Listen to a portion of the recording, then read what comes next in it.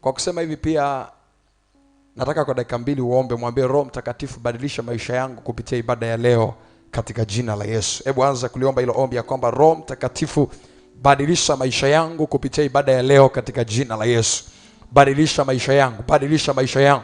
Kama ni mtazamo mbaya uliokuwa unanizuia, Roho Mtakatifu ubadilishe kupitia ibada hii. Kama kuna mahali nilikuwa nakosea, Bwana Yesu, kwa sababu ya vitu ambavyo sikujua, leo nisaidie nivijue kwa neno lako katika jina la Yesu.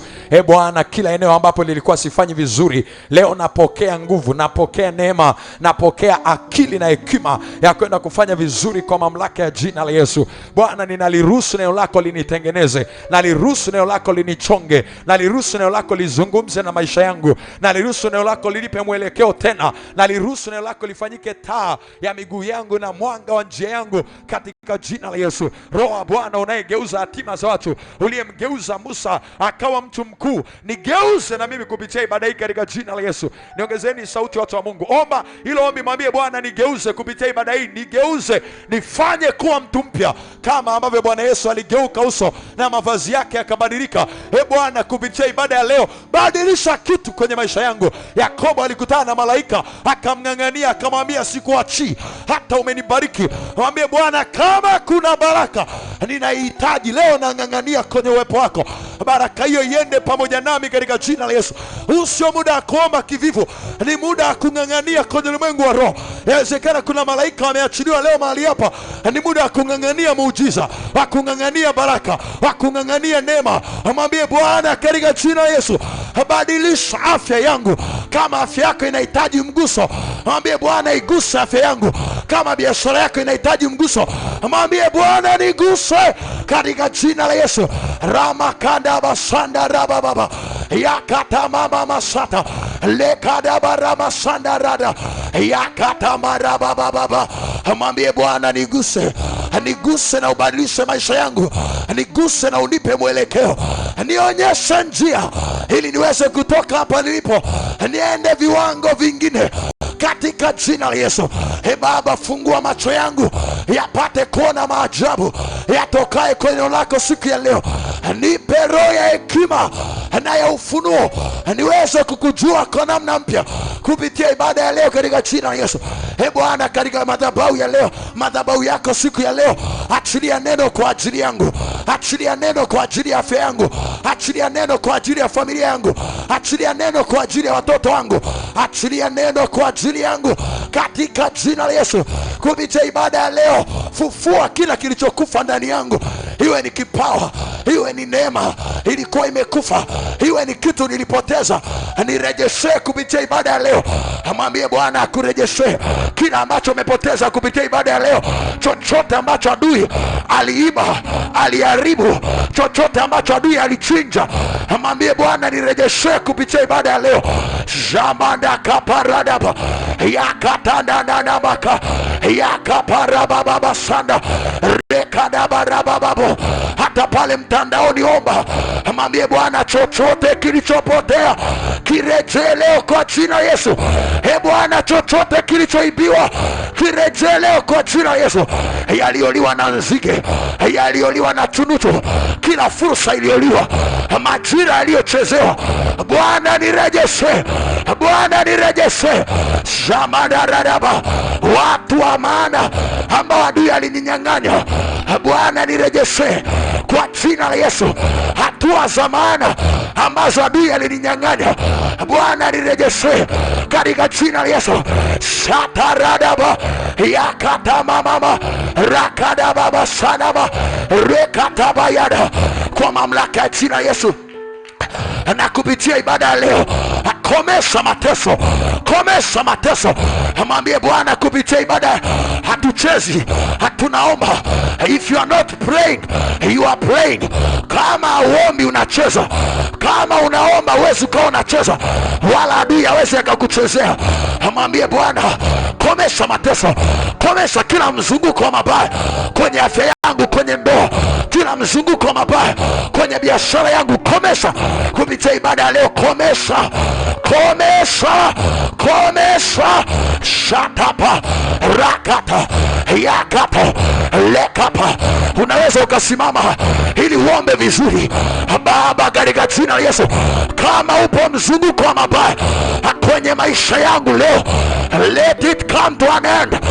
Acha uje mwisho, iwe mwisho, iwe mwisho, iwe mwisho, mwisho wa kila mabaya, mwisho wa kila mabaya.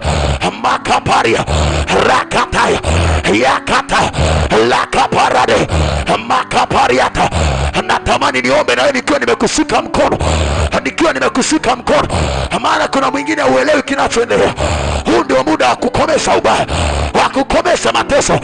Anasema ulituma neno lake na uwaponya na kuwatoa kwenye maangamizi yao. Ni wapi umekwama? Mwambie Bwana, leo natoka, leo natoka. Iwe ni kikwazo cha kitabia, mwambie Bwana, leo kinaungua na kuniachia. Kila nira achia maisha yangu, kila nira achia maisha yangu, kila nira achia maisha yangu. Yakataradaba makarababa masadarababa rakapaya lekana masanda rakapariakata lekaradabaraba. Usinipite Yesu kwenye ibada ya leo, hata mimi niko hapa Bwana, usinipite. Don't pass me by, usinipite, usinipite. Yakatapa lakaparada. Achilia mafuta mapya kwenye kichwa changu kupitia ibada ya leo. Nipake mafuta zaidi na uinue pembe yangu. Daudi anasema nimepakwa mafuta na pembe yangu inainuka. Baba, kupitia ibada ya leo nipake mafuta mabichi, nipake mafuta mabichi na pembe yangu inuke, na uchumi wangu inuke, na huduma yangu inuke, na kazi yangu inuke, na cheo changu kiongezeke. Yakapariaka rakadadadada makadabasanda rapakato. Achia sauti, usibanie sauti yako. Omba, omba, omba, omba, omba, omba. Huu ndio muda wa kulazimisha mbingu. Hata kama mbingu hazikuwa zimejiandaa kwa ajili yako, unaweza ukalazimisha muda huu na wakaachilia baraka zako. Unaweza ufalme wa Mungu unatekwa kwa nguvu. Hatumia nguvu, na wenye nguvu ndio wanaoteka. Teka kwa nguvu. Maombi ya nguvu ni maombi ya kuteka. Kuna mambo Mungu akupi, inabidi uteke. Kuna mambo upewi tu kwa sababu una uhitaji, unapewa kwa sababu umeteka, umechukua kwa nguvu. Nachukua kwa nguvu jina, nachukua kwa nguvu kibali, nachukua kwa nguvu neema, nachukua kwa nguvu baraka, nachukua kwa nguvu muujiza, nachukua kwa nguvu makaya baraba. Bwana aliniambia leo wakati nakuja kwenye ibada ya kwamba kuna mtu anapewa jina jipya, anapewa jina jipya, na ndio maana tumeanzia hapa. Jina jipya linahitaji kung'ang'ania. Yakobo aling'ang'ania, malaika akamwambia hautaitwa Yakobo, utaitwa Israeli, maana yake aliyebarikiwa. Yakatapa makadadadaba rakana mama makaya baraba. Nena tu kwa lugha rakaparia rakaparia rakaparia kata opo tunapiga makofi shaba mama rakaparia anandarara yaparia sasa rakaparia piga opo tunapiga kidorini shaba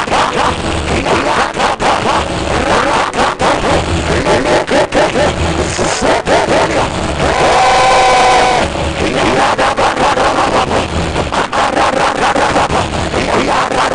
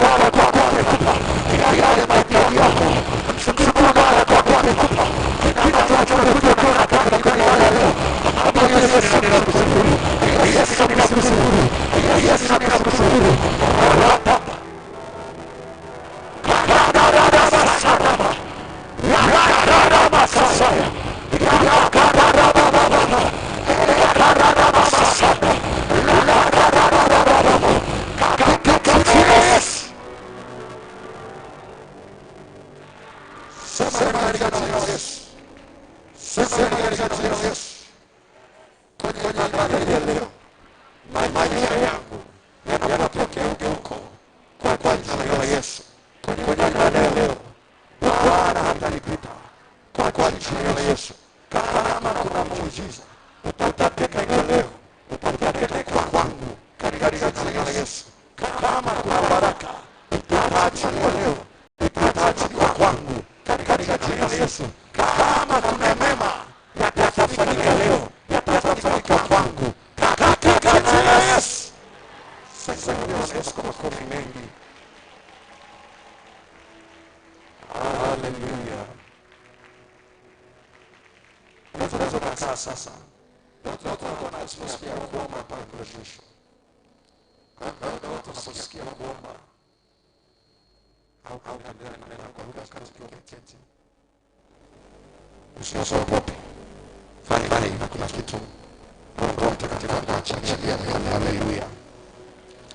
Tunaendelea na somo letu, mambo yatakayofanya maombi yako yalete matokeo zaidi. Mambo yatakayofanya maombi yako yalete matokeo zaidi. Narudia tena, tunaendelea na somo letu, mambo yatakayofanya maombi yako. Mwambie jirani yako, mambo yatakayofanya maombi yako yalete matokeo zaidi. Mwambie tena jirani yako, mambo yatakayofanya maombi yako yalete matokeo zaidi. Jumapili iliyopita utakumbuka tulianza, na nitarudia kwa ufupi yale machache ambayo tuliyazungumza Jumapili iliyopita. Nilisema kuna mambo ambayo ukiyaongezea kwenye maombi yako unakuwa umefanya maombi yako yalete matokeo zaidi. Maombi kama maombi ni kitu kinachoweza kuleta matokeo, lakini kuna vitu ukiongezea matokeo yanakuwa makubwa. Kwa mfano, mbegu ya muhindi ni kama maombi yenyewe, ukiipanda inaweza kuleta matokeo, lakini unavopanda ukaongeza na mbolea na baadaye ukaongeza labda na booster. Kuna wale watu wanaopanda mahindi au mimea, kuna madawa unakuta wanaongezea labda booster, mbolea, sio kuna mbolea ya kupandia, kuna mbolea ya kukuzia. Maana yake kuna vitu ambavyo ukiongezea vinaongeza matokeo zaidi. Na kwa tafsiri nyingine ni kwamba unaweza ukaomba ukapata matokeo, ila kama unataka matokeo zaidi, kuna haya mambo lazima uyazingatie. Jambo la kwanza nilikwambia wakati uliopita, nilisema ni maombi yanayoambatana sifa na shukrani. Kila mtu anavyoomba akiambatanisha maombi yake na sifa na shukrani, ni maombi ambayo yataleta matokeo zaidi. Tukasoma Matendo ya Mitume sura ya 16 mstari wa 25 na 26. Anasema palikuwa ni usiku wa manane. Nataka tusome ile andiko. Tutasoma kwa Kiswahili na kwa Kiingereza. Kitabu cha Matendo ya Mitume sura ya 16 mstari wa 25 na 26. Anasema panapo usiku wa manane, Paulo na Sila walianza kumwomba Mungu na kumwimbia Mungu nyimbo za kumsifu. Bila anasema walivyokuwa katika kuendelea kuomba, mstari wa 26. Anasemaje? Ghafla pakawa tetemeko kuu la nchi. Ghafla. Maana yake maombi ambayo mtu ataongeza sifa na shukrani ni maombi ambayo matokeo yake yanatokea nini? Ghafla. Maombi ambayo mtu ataweka sifa na shukrani ni maombi ambayo matokeo yake yanatokea ghafla. Ghafla maana yake ni haraka, kwa kushtukiza, kwa namna ambayo hukutarajia. Ghafla kwa kushtukiza, ni kwa kushtukiza kwa namna ambayo hukutarajia. Anasema ghafla nini kikatokea? Pakawa na tetemeko kuu la nchi. Anasema hata misingi ya gereza ikatikisika. Na mara hiyo milango ikafunguka. Na mara hiyo milango ikafunguka. Vifungo vya wote vikalegezwa. Angalia mambo makubwa manne yalitokea baada ya maombi. Cha kwanza anasema nchi ikatikisika. Cha pili anasema misingi ya gereza na yenyewe pia ikatikisika. Cha tatu anasema milango yote ikafunguka. Hasa kwa Kiingereza unanisomea hapo kwenye milango. Maombi yanaweza kufungua mlango, ila ukiongeza na sifa yanafungua milango yote. And immediately Anasema and immediately all the doors. Sio tu mlango ulifunguka, anasema all the doors. Maana mlango wote ambao unataka kuendea, fursa yote ambayo unataka kuiendea, ukaiendea na sifa na shukrani. Shukrani yenyewe pia ni siri ya kufungua milango. Bila asema Zaburi 100 mstari wa 4, anasema ingieni malangoni pake kwa kushukuru. Maana yake ni kwamba shukrani ni ufunguo wa kufungua malango. Kama unafungua malango ya Mungu, unaweza kufungua malango ya biashara. Unaweza kufungua malango ya kupata ufadhili kwenda nje ya nchi au kufanya chochote. Unaweza kufungua malango yoyote unahitaji, malango ya ndoa yoyote unachohitaji. Shukrani na sifa. Alafu jambo la 4 anasema litokea pale, vifungo vya wote vikalegezwa. Maana yake vilifanya kwa namna ambayo kila mmoja anaweza kutoa kwenye kifungo chake. Kwa hiyo kila muda unapoongeza shukrani na sifa kwenye maombi yako, unaongeza matokeo kwenye maombi yako. Na nisikilize, andika hivi. Maombi yanaweza yakashughulikiwa na malaika, ila maombi yenye sifa ndani yake ni maombi ambayo Mungu peke yake anayashughulikia, kwa sababu Mungu ndo anayeketi katikati ya sifa. Mungu anaweza kumtuma malaika ashughulike na maombi yako, ila ukianza kusifu, Mungu hawezi kumtuma malaika, kwa sababu utukufu wake hampi mwingine yote. Maana yake unataka Mungu ashughulike na jambo lako yeye kama yeye, na ashughulike nalo kwa haraka. Mtengenezee sifa. Wakati fulani watu walimsifu kwenye ukuta wa Yeriko, Mungu akashuka mwenyewe akauangusha ukuta wa Yeriko. Wakati mwingine watu wakamsifu wakati wakiwa wanapigana vita, kwenye Nyakati wa Pili 20 mstari wa 20 mpaka 23, wakaanza kumsifu. Anasema mshukuruni Bwana kwa kuwa ni mwema, kwa maana fadhili zake ni za milele. Wakiwa wanaimba na kumshukuru Mungu kwa namna hiyo, bila sema adui zao wakageukana wao kwa wao, wakaanza kuuana wao kwa wao. Shukrani na sifa. Maombi yanayoambatana na shukrani na sifa. Jambo la pili nikasema ni maombi yanayoambatana na nadhiri pamoja na dhabihu. Maombi ambayo mtu ataomba akaambatanisha maombi yake na nadhiri. Nadhiri nini nilisema? Nikasema nadhiri ni sadaka unayoahidi kumpa Mungu iwapo atatimiliza jambo fulani ambalo unauhitaji nalo. Sadaka ambayo unaahidi kumtolea Mungu, unaahidi kumpa Mungu iwapo Mungu atatimiza uhitaji fulani au jambo fulani unalolihitaji. Na nikasema siku ile ni bora usimwekee Mungu nadhiri kuliko uweke na usitoe. Nadhani andiko nahitaji kulirudia tena. Mhubiri sura ya 5 mstari wa 4 na 5. Mhubiri sura ya 5 mstari wa 4 na 5. Tukasema nadhiri isiyotolewa Biblia inaita kafara ya wapumbavu. Soma basi. Wewe ukimwekea Mungu nadhiri. Anasema wewe, achana na wengine. Wewe ukimwekea Mungu nadhiri, usikawie kuiondoa. Wewe unayetaka maombi yenye matokeo, ukimwekea Mungu nadhiri tena hapa hajasema usiiondoe, usiache kuiondoa, amesema usikawie. Maana yake ni kwamba nadhiri haipaswi kuchelewa kutolewa as long as Mungu amekutendea hapo hapo. Ukisoma Biblia kule mbeleni kwenye kitabu cha Waamuzi, utaona kuna mtu mmoja alikuwa anaitwa Yefta. Biblia inasema Yefta wakati fulani watu walimfuata wakamwomba, akashirikiana nao kupigana na adui zake. Biblia inasema alipoenda kupigana, Yefta wakati anaenda alimwambia Mungu, iwapo nikienda na ukanisaidia, akamwambia Mungu, nitakachorudi cha kwanza kunijilia nitakupa. Kiwe cha kwako, nitakitoa kafara. Baada ya kumaliza vita anafika nyumbani, anakutana na binti yake wa pekee, hakuwa na mwingine, binti yake wa pekee. Ndio akawa kwanza kumkimbilia baba yake. Na kwa sababu Yefta alikuwa ameshaweka nadhiri na Mungu, na alikuwa ni mtu wa nadhiri na ni mtu wa kutimiza. Biblia inasema Yefta akamtoa binti yake awe sadaka, akamtoa, hakumuonea huruma. Sadaka ina kawaida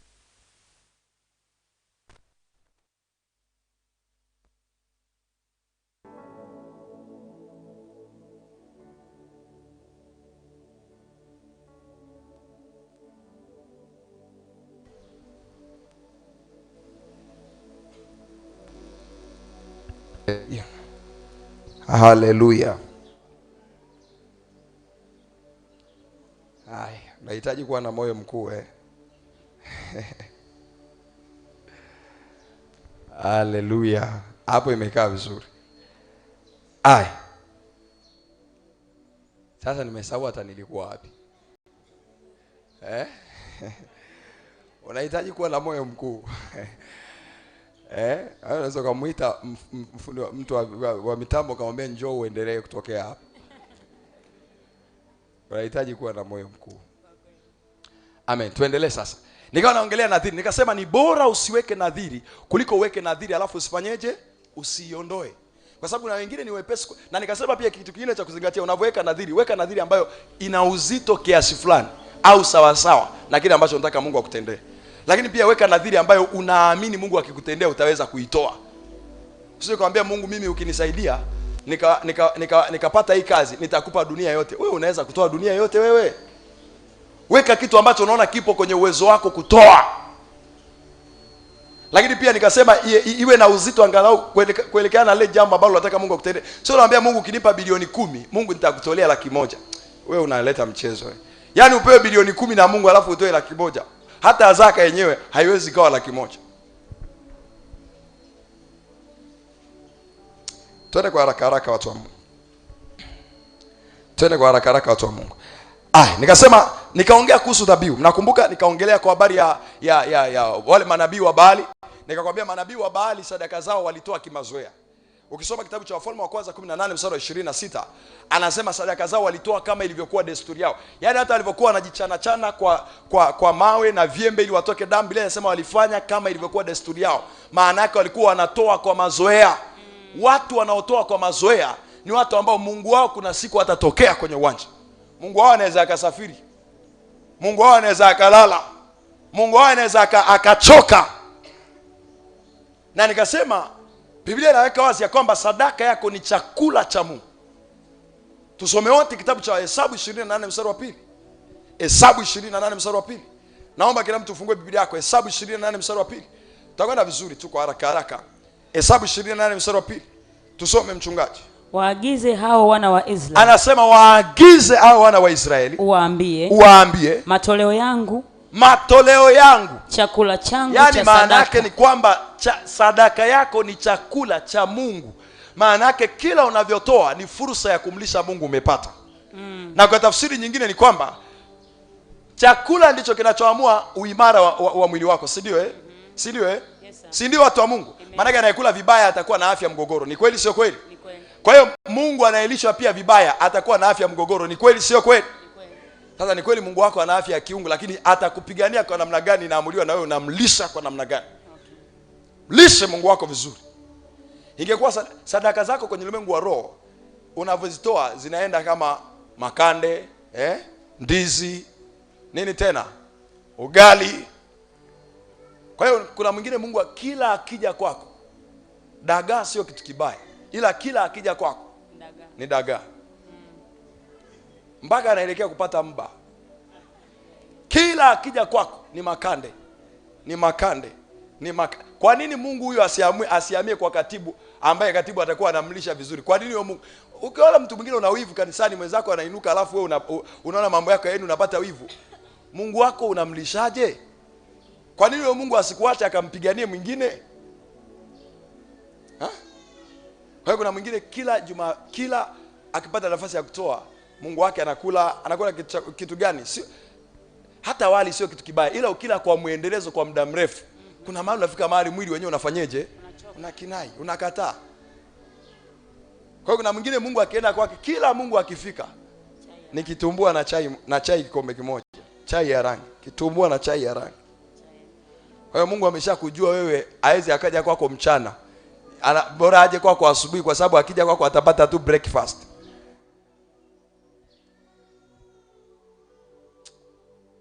Manabii wa Baali walikuwa watu 450, wakatoa ng'ombe huyu na ng'ombe mwenyewe wamepewa. Elia anawaambia nabii wa Baali, anawaambia mfalme, tuletee ng'ombe wawili.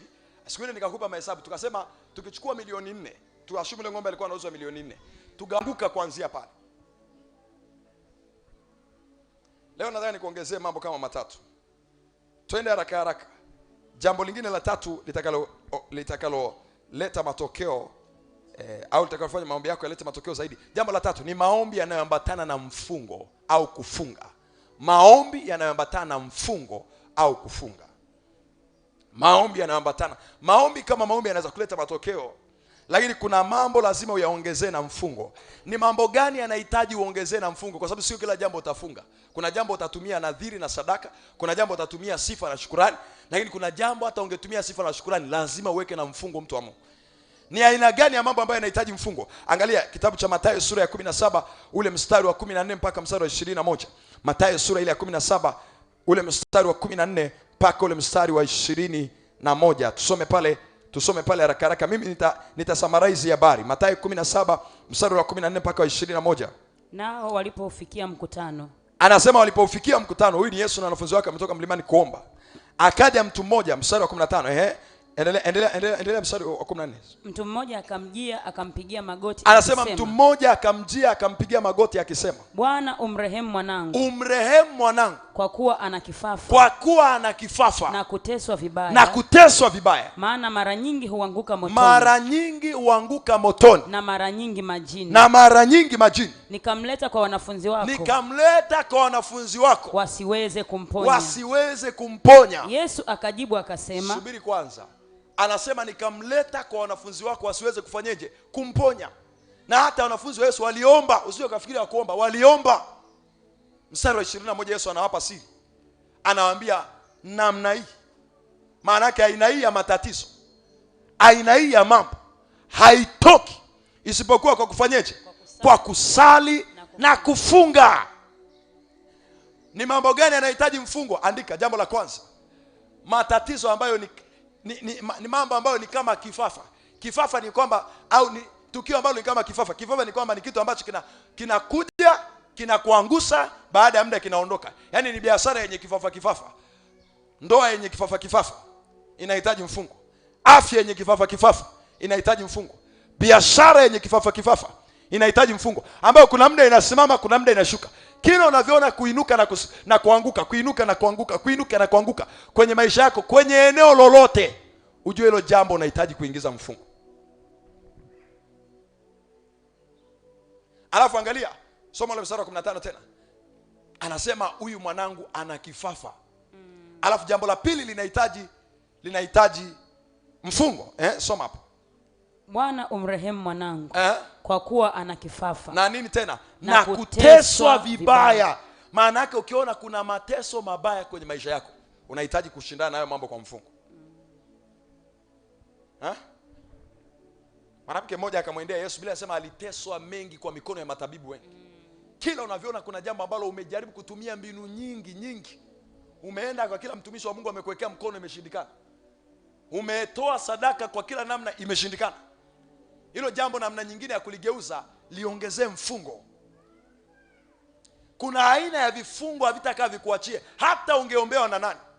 Ni mpaka umeamua kuanzisha mfungo binafsi. Unaweka hata tukavu zako. Endelea hapo mstari wa 15. Anasema na kuteswa vibaya. Maana mara nyingi huanguka motoni. Mara nyingi huanguka motoni. Maana yake pia kingine ni kwamba unapotaka kudili na jambo ambalo limekuwa linajirudia mara nyingi, ni tabia sugu. Ni hasara inajirudia kwenye biashara mara nyingi. Unahitaji kuingiza mfungo. Ni hali ya madeni. Kuna muda unatoka, kuna muda unarudi. Kuna muda unatoka, kuna muda unarudi. Introduce mfungo. Na mara nyingi majini. Subiri nikuongezee jambo gani lingine linahitaji mfungo. Isaya 58 ule mstari wa 6. Isaya 58 ule mstari wa 6. Anazungumza kwa habari ya mambo mengine ambayo yanahitaji mtu afunge. Ufunge. Sio kasema tu mimi mchungaji ananiombea inatosha. Kuna mambo mchungaji kuombea haitoshi. Lazima ufunge. Lazima. Na haya mambo Mungu ameyawekaga hivyo. Yaani hauwezi kuyatangua. Lazima ufunge. Isaya 58 mstari wa 6 anasemaje? Je, saumu niliyochagua sio ya namna hii? Anasema je, mfungo niliochagua sio ya namna hii? Kufungua vifungo vya uovu. Kufungua vifungo vya uovu. Maana yake unajuaje kwamba unahitaji kufunga na kuomba kwa habari ya hilo jambo? Ni kama unaona vifungo vya uovu. Vifungo vya uovu maana yake nini? Ni kwamba kuna nguvu za giza ambazo zinahusika kusababisha changamoto au mateso au jaribu unalolipitia.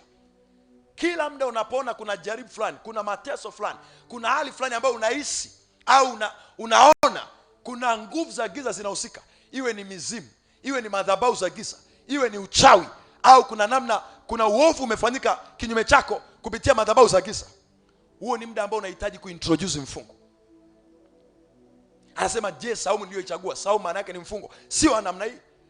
Kufanyeje? Kufungua vifungo vya uovu. Kufungua vifungo vya uovu. kuzilegeza kamba za nira. Kulegeza kamba za nira, mtu ambaye amefungwa.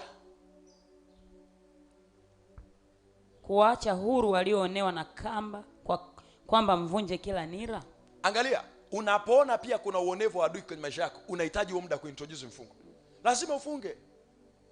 Mwambie jirani yako lazima ufunge. Mwambie kuna uonevu wa adui hauondoki kama hujaanza kufunga. Naomba mtikise vizuri jirani yako ninayeongea naye. Ukiona pia anasinzia, mtikise vizuri. Mwambie kuna uonevu wa adui hautakuachia.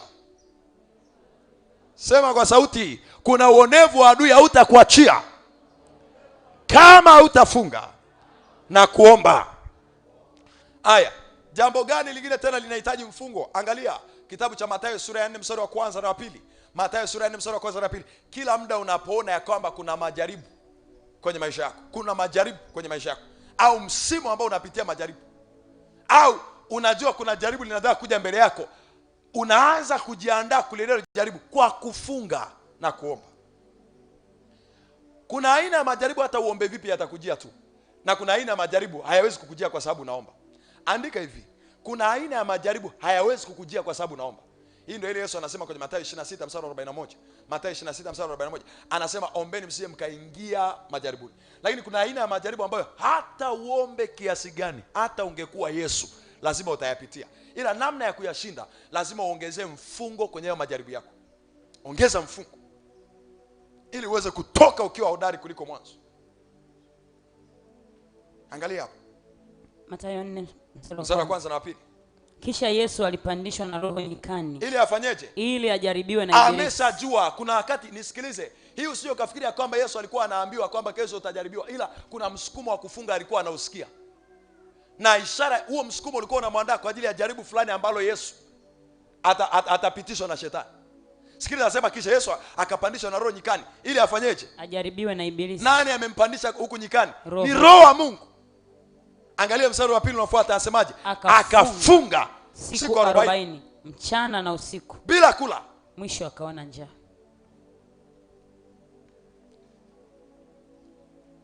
Kuna majaribu hauwezi kuyashinda kama hautafunga. Mfungo unakusaidia nini? Mfungo unakusaidia uweze kutiisha mwili wako wakati wa majaribu. Unatiisha mwili wako wakati wa majaribu, na unafanya roho yako iwe na nguvu wakati unajaribiwa. Na kwa tafsiri nyingine ni kwamba roho yako ikiwa na nguvu, unaweza ukashinda kila udhaifu ambao adui anajaribu kukusukumia.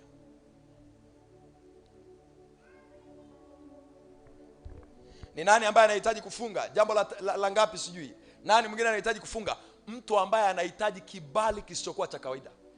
Pale ambapo unahitaji uncommon favor, kibali kisichokuwa cha kawaida, lazima ufunge. Lazima ufunge, mtu wa Mungu. Kuna aina ya kibali kinaweza kukujia kwa kufanya vitu fulani, lakini kuna aina ya kibali kinakuja iwapo utaongeza mfungo kwenye maombi yako. Esther sura ya 4 mstari wa 16. Esther sura ya 4 mstari wa 16. Some pastor.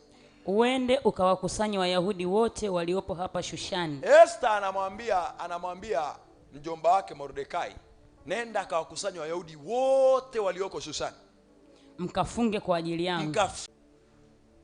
Eti unajua kabisa leo unahitaji kibali, unaenda kufanya interview, alafu unaenda ukiwa umekula, tena asubuhi unakunywa chai na unachelewa kwenda kwenye interview kwa sababu ulikuwa unapika chai.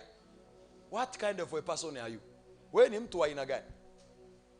Unajua kabisa leo kuna watu wa maana unatakiwa kukutana nao kwa habari ya biashara au kwa habari ya kazi fulani.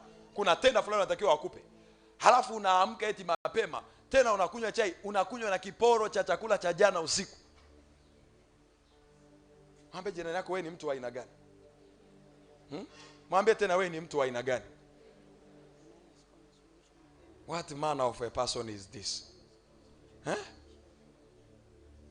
Wakati mwingine mimi ndo hata ile mifungo ya baba ya Jumatatu, Jumatano, Ijumaa ni ya muhimu sana. Wakati mwingine kila Jumatatu unavyojua unaiendea wiki, Jumatatu wewe ianze hata na mfungo wa masaa 12.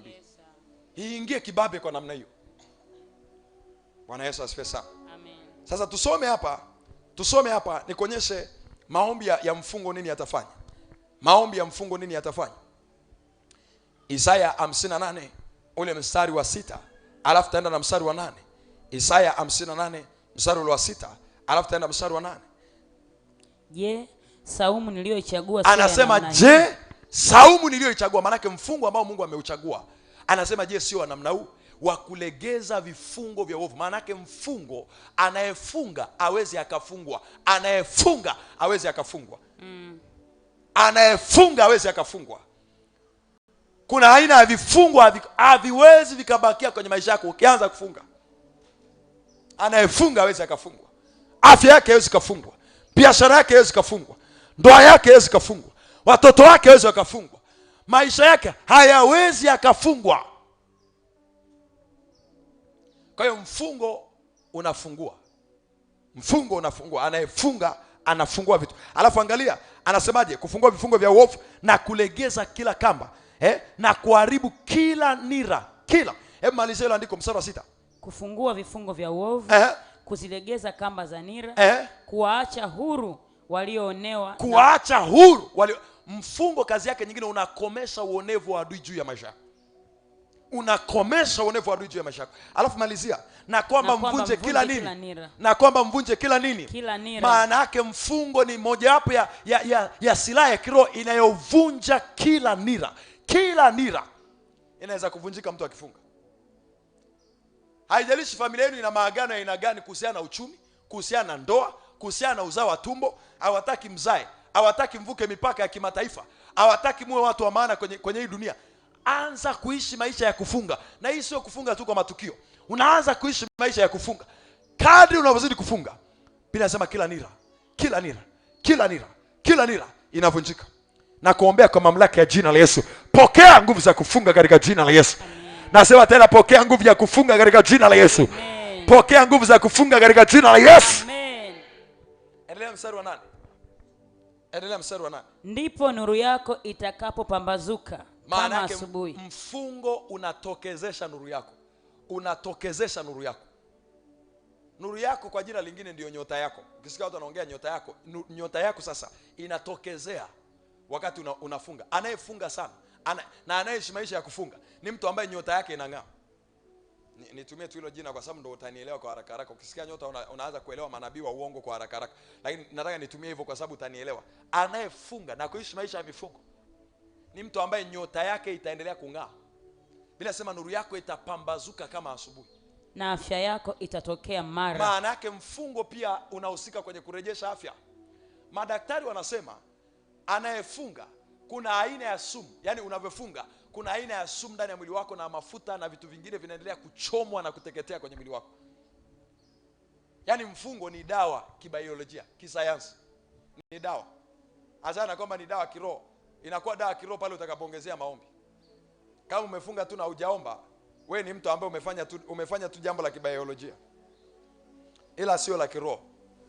Kwa hiyo anasema na afya yako itatokezea mara, haraka. Changamoto zote za kiafya ziingize kwenye mfungo.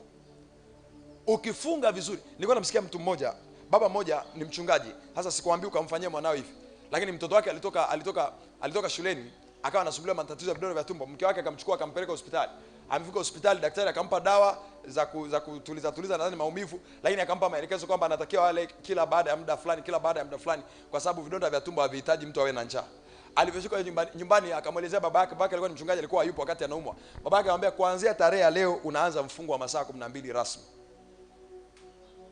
Akamwambia sasa baba, kule hospitali nimeambiwa nile nikiacha kula baba nitakuwa nasikia maumivu na nini. Babake akamuuliza kwani ukila ndio unapona? Akasema hapana, ila nitatuliza maumivu. Akasema basi sasa mimi nataka nikupe njia ya kupona, sikupi njia ya kutuliza maumivu, nataka nikupe njia ya kupona. Akaanza ule mfungo kwa lazima. Amekuja kumaliza mwaka mmoja akiwa anaendelea na mfungo wa masaa 12. Yule mtoto ndo alishasahau hata ni lini alikuwa anaumwaga vidonda vya tumbo. Nilikuwa nasikia ushuhuda wa Pastor Lilian wakati fulani nikuja kwenye retreat ya Dodoma 2022 mwezi wa 8. Nikasikia anatoa ushuhuda, anasema akiwaga chuoni form 6, nadhani alikuwa form 6, alikuwa anasumbuliwa sana vidonda vya tumbo, vidonda vya tumbo. Siku moja akaamua, leo vidonda vya tumbo sikulishi chochote. Ni either wewe ufe au mimi nife. Akaanza kufunga. Na shetani waga atumia hata muda mrefu kwanza kukuonyesha kwamba unahitaji chakula, masaa machache tu. Akasikia maumivu makali ya tumbo, akasema leo ni either vidonda vya tumbo vife au mimi nife. Masaa 6, hali mbaya. Anakuja matron anasema wewe utakiwa ule, akasema nimesema sili. Siku ya kwanza anapita kwa shida, siku ya pili anapita kwa shida, siku ya tatu vidonda vya tumbo kuanzia pale ndio viliisha kwenye maisha. Kuna aina ya vifungo vya ugonjwa. Watu wa Mungu nisikilize tena, kuna aina ya vifungo vya ugonjwa. Kuna wakati hauhitaji tu kutoka kwa nabii mmoja kwenda kwa nabii mwingine, kutoka kwa mtumishi wa Mungu mmoja kwenda kwa mtumishi wa Mungu mwingine. Lazima wewe binafsi uamue kwamba nitafunga ili nisifungwe. Haiwezekani nikafunga na nikafungwa. Ni either ugonjwa ufe au mimi nipotelee kwenye maombi nisirudi. Lakini kuna mmoja wapo lazima ashinde kwenye maombi. Na ndio nikuhakikishia ukifanya hivyo kwa maamuzi na ukaomba kweli wakati ukiwa umefunga, mfungo ugonjwa hawezi kutoka nawe kwenye mfungo katika jina la Yesu. Angalia tena. Anasemaje? Afya yako itatokea mara. Alafu nini tena kitatokea? Na haki yako itakutangulia. Haki yako itakutangulia. Kila muda unapohitaji haki yako. Una kesi mahakamani na siku unaenda unakula. Eti unakula kabisa. Au unajua kabisa ndani ya wiki ijayo ninataka Jumanne au Jumatano au Alhamisi au Jumamosi kwenda mahakamani kwa ajili ya kesi fulani. Na hiyo kesi unaona kabisa unapoelekea ni kwamba wanaelekea kukupindishia matokeo. Mtu wa Mungu, hilo jambo liingize kwenye mfungo. Ukiomba na kufunga vizuri, ukifika tu pale mahakamani watakuwa tayari kukufanyia chochote unachotaka. Inawezekana hata zaidi ya vile ambavyo ulikuwa umetarajia. Funga ili haki yako itokee. Mfungo ni njia ya kudai haki yako na kuipata haki yako.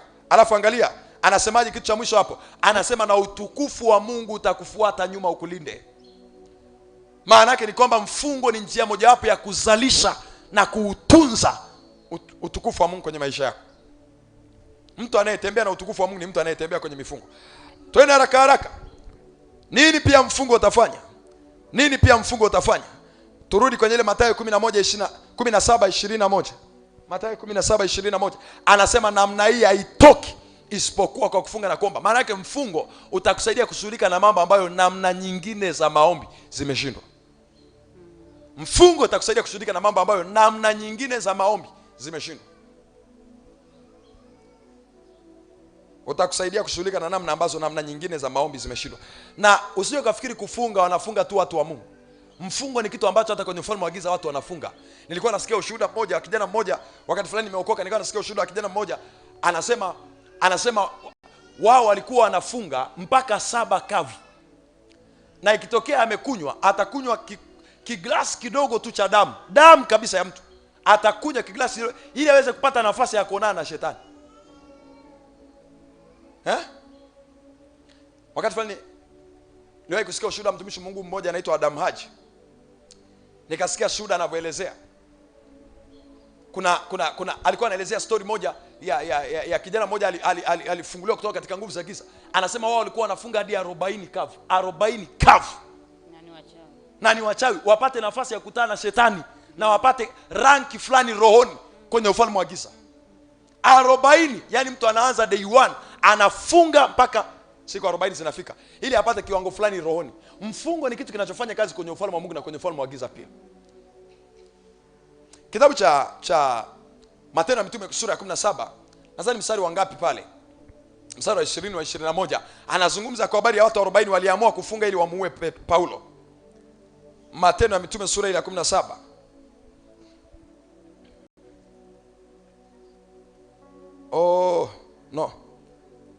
Matendo ya Mitume sura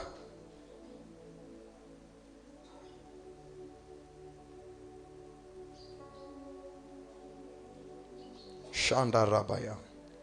Matendo ya Mitume sura ya 20. Ni 20.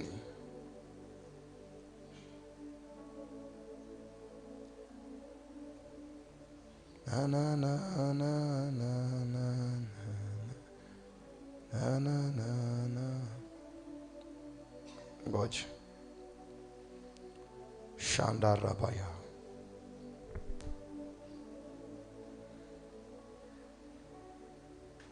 Nataka nikuonyeshe wewe usipofunga adui zako watafunga kwa ajili yako.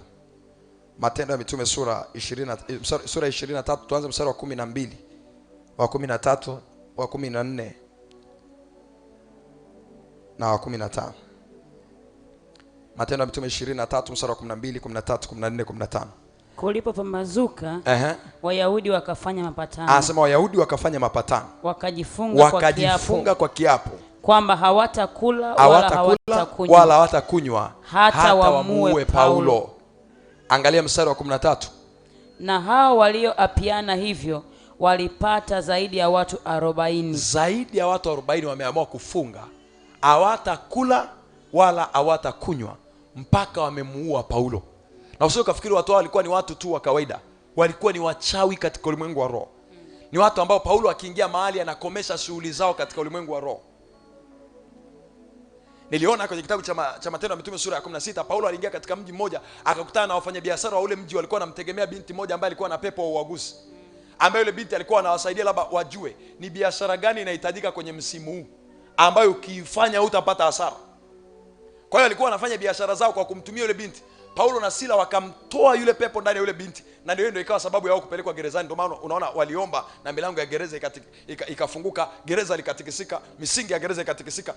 Walipelekwaje gerezani? Kuna binti walimtoa pepo. Kwa hiyo kuna wafanyabiashara ambao Paulo alikuwa akiingia kwenye mji fulani wanashindwa kufanya biashara, wakaapiana kwamba hatutakula wala hatutakunywa mpaka tumemuua Paulo. Sikiliza, kuna aina nyingine ya wachawi wakitaka kudili na maisha yako. Nao wanajiapiza, hatutakula wala hatutakunywa mpaka huyu mtu ndoa yake imeanguka. Na usipokuwa makini kwenye kufunga na kuomba, na wewe pia baada ya muda wanaolitaka litatimia. Sema katika jina la Yesu. Sema tena katika jina la Yesu. Kila adui aliamua kufunga kwa kutokula na kunywa hata ameniua, ninaagiza njaa imalize katika jina la Yesu. Ninaagiza njaa imalize kwa jina la Yesu. Twende haraka haraka. Jambo lingine la kuongezea katika maombi yako ili yalete matokeo. Jambo lingine la 4 la kuongezea katika maombi yako ili yalete matokeo. Maombi, andika tu hivi: maombi kwa ajili ya wengine na pamoja na wengine. Kingine kitafanya maombi yako yalete matokeo zaidi ni maombi ambayo unaomba kwa ajili ya wengine na pamoja na wengine. Yaani unaomba kwa ajili ya watu wengine na pia unaomba pamoja na watu wengine. Nitaelezea vizuri sasa. Kuna aina ya maombi tunaita maombi ya kuomba kwa ajili ya watu wengine. Kwa Kiingereza tunaita intercession. Unafunga wakati mwingine na kuomba, au unatoa hata na sadaka, au unafanya unavyoweza kwa ajili ya familia yako, kwa ajili ya watoto wako, kwa ajili ya majirani na watu wanaokuzunguka, kwa ajili ya taifa lako, kwa ajili, yani unaomba kwa ajili ya watu wengine. Na leo nikwambie kuna aina ya matatizo hayatatoka ukifunga. Kuna aina ya matatizo hayatatoka ukitoa sadaka. Yaani kabisa nataka nikwambie tu ukweli. Kuna aina ya matatizo hata ungesifu usiku mzima mpaka asubuhi hayataondoka. Yenyewe yanahitaji uchukue hatua ya kuomba kwa ajili ya watu wengine. Na inawezekana hata wakati mwingine watu wengine wenye matatizo kama ya kwako, wenye shida kama ya kwako. Andika haya maandiko matatu. Mwanzo sura 20 kuanzia mstari wa 6 mpaka ule mstari wa 18. Mwanzo 20 mstari wa 6 mpaka mstari wa 18. Alafu tutaenda Mwanzo 21 mstari wa kwanza mpaka mstari wa 6. Tuanzie hapo kwanza. Mwanzo 20 kuanzia mstari wa 6 anazungumza habari za mtu mmoja anaitwa mfalme Abimeleki. Nisikilize mimi sasa kanisa. Niangalie mimi. Anaongea habari za mtu mmoja anaitwa mfalme Abimeleki. Biblia inasema mfalme Abimeleki alimchukua mke wa Ibrahimu, na kwa sababu yeye hakuwa amejua kwamba huyu ni mke wa mtu, yeye aliambiwa kwamba ni ndugu yake. Biblia inasema Mungu akampiga huyu mtu pamoja na watu wa mji wake wote kwa roho ya utasa. Yaani nchi nzima wakapigwa na utasa kwa sababu ya mtu alichukua mke wa mtu. Just imagine Mungu alivyo serious na eneo la ndoa. Nataka nikuombee kwa mamlaka ya jina la Yesu. Yoyote ambaye angetaka kumchukua mtu ambaye ni wa kwako, mume wako, mke wako, kwa njia yote ile, Bwana alichokifanya kwa Abimeleki akifanye na kwake katika jina la Yesu. Nasema akifanye na kwake kwa jina la Yesu. Akifanye na kwake kwa jina la Yesu. Biblia inasema kwa ajili ya mke wa mtu, yani mke wa mtu, Mungu analipiga taifa zima, mpaka wasiohusika, yani mpaka wasiohusika wanaingizwa kwenye mgogoro kwa sababu mfalme amemtaka mke wa mtu.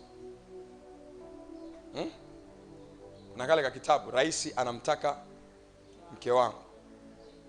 Hawa ndo wanatuleteaga matatizo. Bwana Yesu asifiwe sana. Sijai kusoma, ila mimi hiyo title nimeiona kwa sababu ya hapa pia ambapo naongelea. So mfalme akamchukua mke wa mtu, Mungu akawapiga kwa utasa wote. Na sio tu watu, yani Mungu alipiga mpaka wanyama wa ile nchi wote walipatwa na utasa ghafla. Na utasa ni kwamba hata aliyekuwa na mimba wakati huo ilikuwa inaharibika.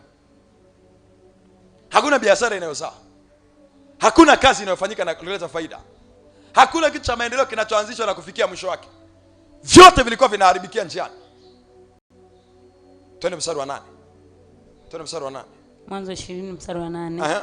Abimeleki akaamka asubuhi na mapema. Mungu alimwambia Abimeleki, nenda kwa Ibrahimu akuombee, kwa kuwa mtu huyo ni nabii ambaye umechukua mke wake ni nabii. In fact rudi mstari wa 7. Mstari wa 7. Basi sasa umrudishe mwanamke. Umrudishe huyu mke wa mtu umemchukua. Kwa mtu huyo. Maana yeye ni nabii. Naye atakuombea. Upate kuishi. Sasa mstari wa 8 Mungu anasema asubuhi huyu Abimeleki akaamka akachukua sadaka zake akazipeleka kwa Ibrahimu.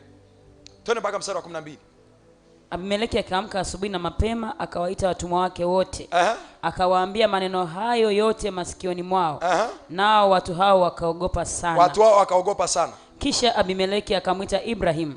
Akamwambia, umetutenda nini?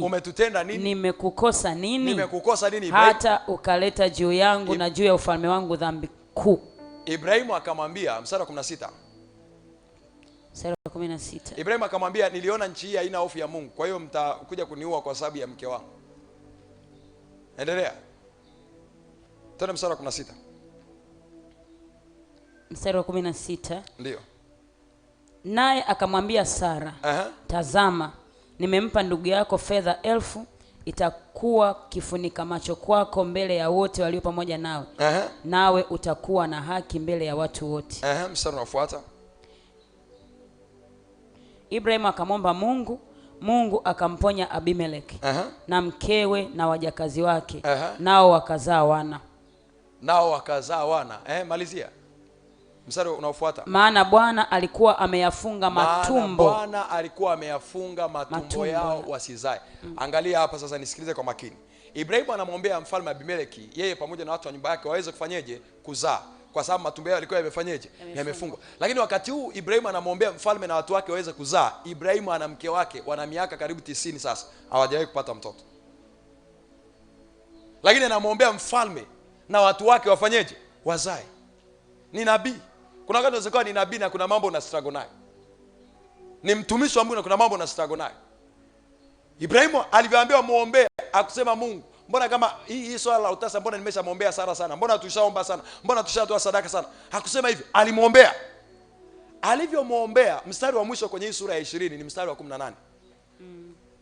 Twende sura inayofuata mstari wa kwanza. Sura inayofuata mstari wa kwanza. Baada ya Ibrahimu kumwombea mfalme na watu wake na mke wake na vitu vyao na vifugo yao, ikazaa. Sura 21 mstari wa kwanza anasema Bwana akamjilia Sara kama alivyosema na akamfanyia kama alivyonena. Mstari wa pili, Sara akapata mimba. Maana yake baada ya Ibrahim kuwaombea wengine wazae, ndio Mungu alimkumbuka na yeye akamfanya na yeye mke wake afanyeje? Azae. Kuna maombi, jifunze kuombea watu wengine. Kuna majibu ya maombi yako yamebeba na kuombea. Mfano tunasema hapa, jamani mje tumuombee baba, au mje tumuombee mchungaji. Nasema mchungaji nafanya lote lile, bado mchungaji anahitaji na maombi yetu. Ukitoka kwenye ibada, nataka ni recommend, mimi si entertain watu kuangalia movie, lakini kuna movie ya Kikristo inaitwa Roho ya Yezebeli ya mtumishi wa Mungu Pastor Miamba. Nataka mkitoka hapa mkaiangalie. Yaani kabisa kanisa hii inakuruhusu, nenda kachukue bando lako kaangalie, kwa sababu kuna matatizo. Ukiangalia ile movie utaelewa mchungaji wakati mwingine akiwa anasema watu wa Mungu mniombe, au watu wa Mungu tuombe, utaelewa mchungaji huwa anamaanisha nini. Lakini kingine, kwa kuangalia ile movie utaelewa kuna aina nyingi za washirika kanisani. ambao unaweza kumpigia simu, jamani mnaniombea, ukasema baba upo kwenye maombi yetu.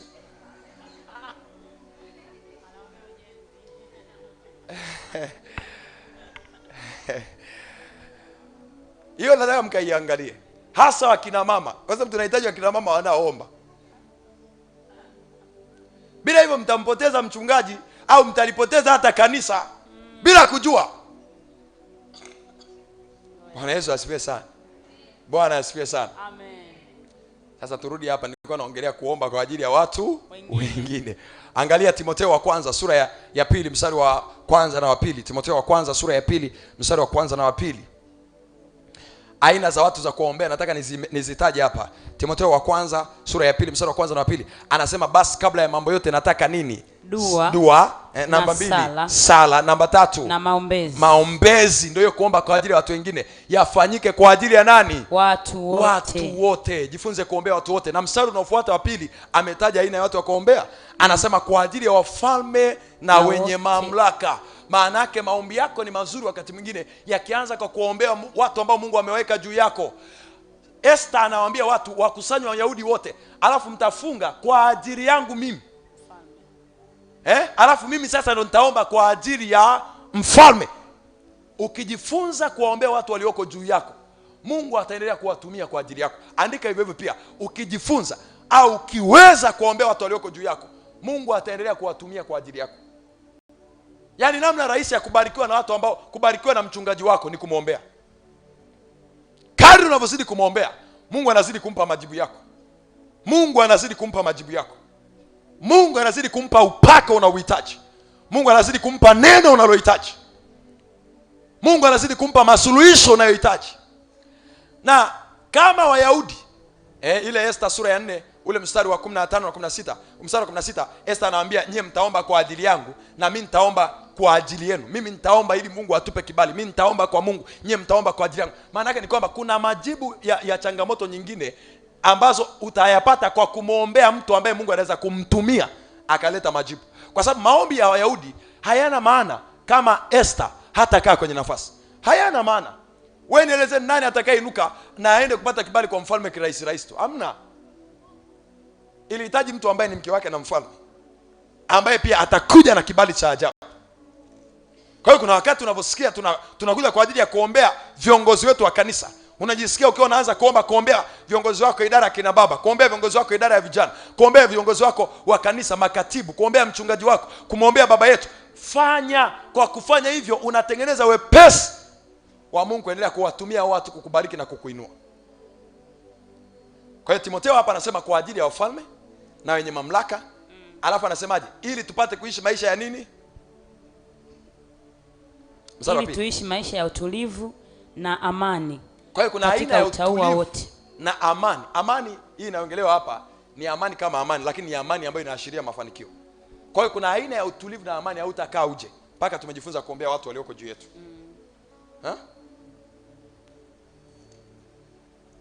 Pale kwenye familia wafundisha watoto wako kuwa mnamwombea baba wa hiyo familia. Mnaamua kabisa leo tuna maombi maalum. Wewe na watoto wako na kusanya mmoja au wawili, kusanya wote pale. Leo tunataka tumwombee baba, Mungu amfanikishe, Mungu amsaidie. Kwa kuwafundisha kufanya hivi. Mungu kwanza wao utakuwa umepanda mbegu ndani yao. Lakini cha pili inawezekana kwa kufanya hili tukio, Mungu akazidi kumbariki huyo baba na baba akazidi kuwabariki nyinyi wa nyumbani. Jifunze kuombea watu ambao Mungu ameweka juu yako. Sema amen. Amen. Sema amen. Amen. Sema amen. Amen. Aya, subiri nikupe mtu mwingine. Ayubu 42 mstari wa 10. Ayubu 42 mstari wa 10.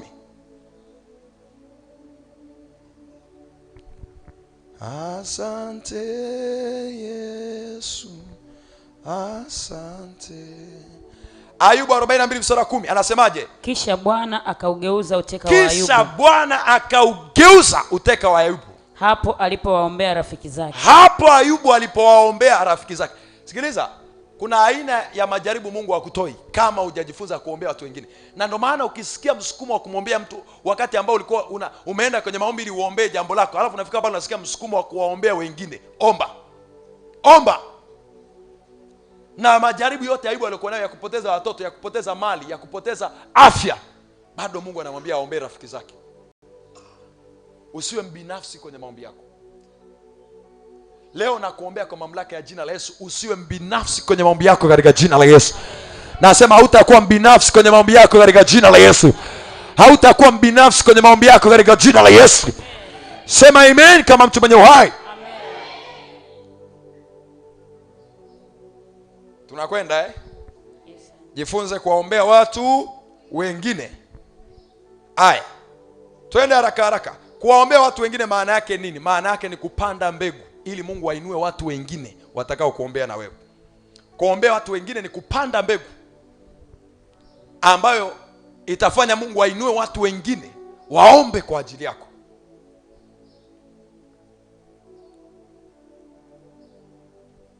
Maombi yako ni mbegu unaweza kupanda. Biblia inasema wape watu vitu. Luka 6:38. Wape watu vitu.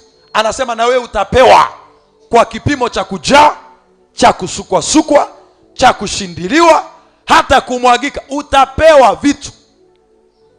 Ni mbegu. Kuna majira unaweza kuwa unapitia, huwezi kuomba, huwezi kufunga, huwezi kukesha. Lakini kama uliwekeza kipindi kilichopita kwa kuwaombea watu wengine, unaombea wamama wenzako kwenye idara ya kina mama. Kama unawafahamu majina unamtaja mmoja mmoja. Usione unapoteza muda. Kuwaombea watu wengine sio kupoteza muda, ni kuwekeza. Unaombea kijana mmoja mmoja kwenye idara yenu. Wewe nitoe mfano, kuna wakati Pastor Betty amekuwa ananiambia kwamba leo nataka nifunge. Kuna siku moja alikuja akaniambia nataka nifunge siku 3 kama sio siku 5. Nikamuuliza unaombea nini? Kwa sababu nikiangalia afya yake na ya kwangu zinaendana.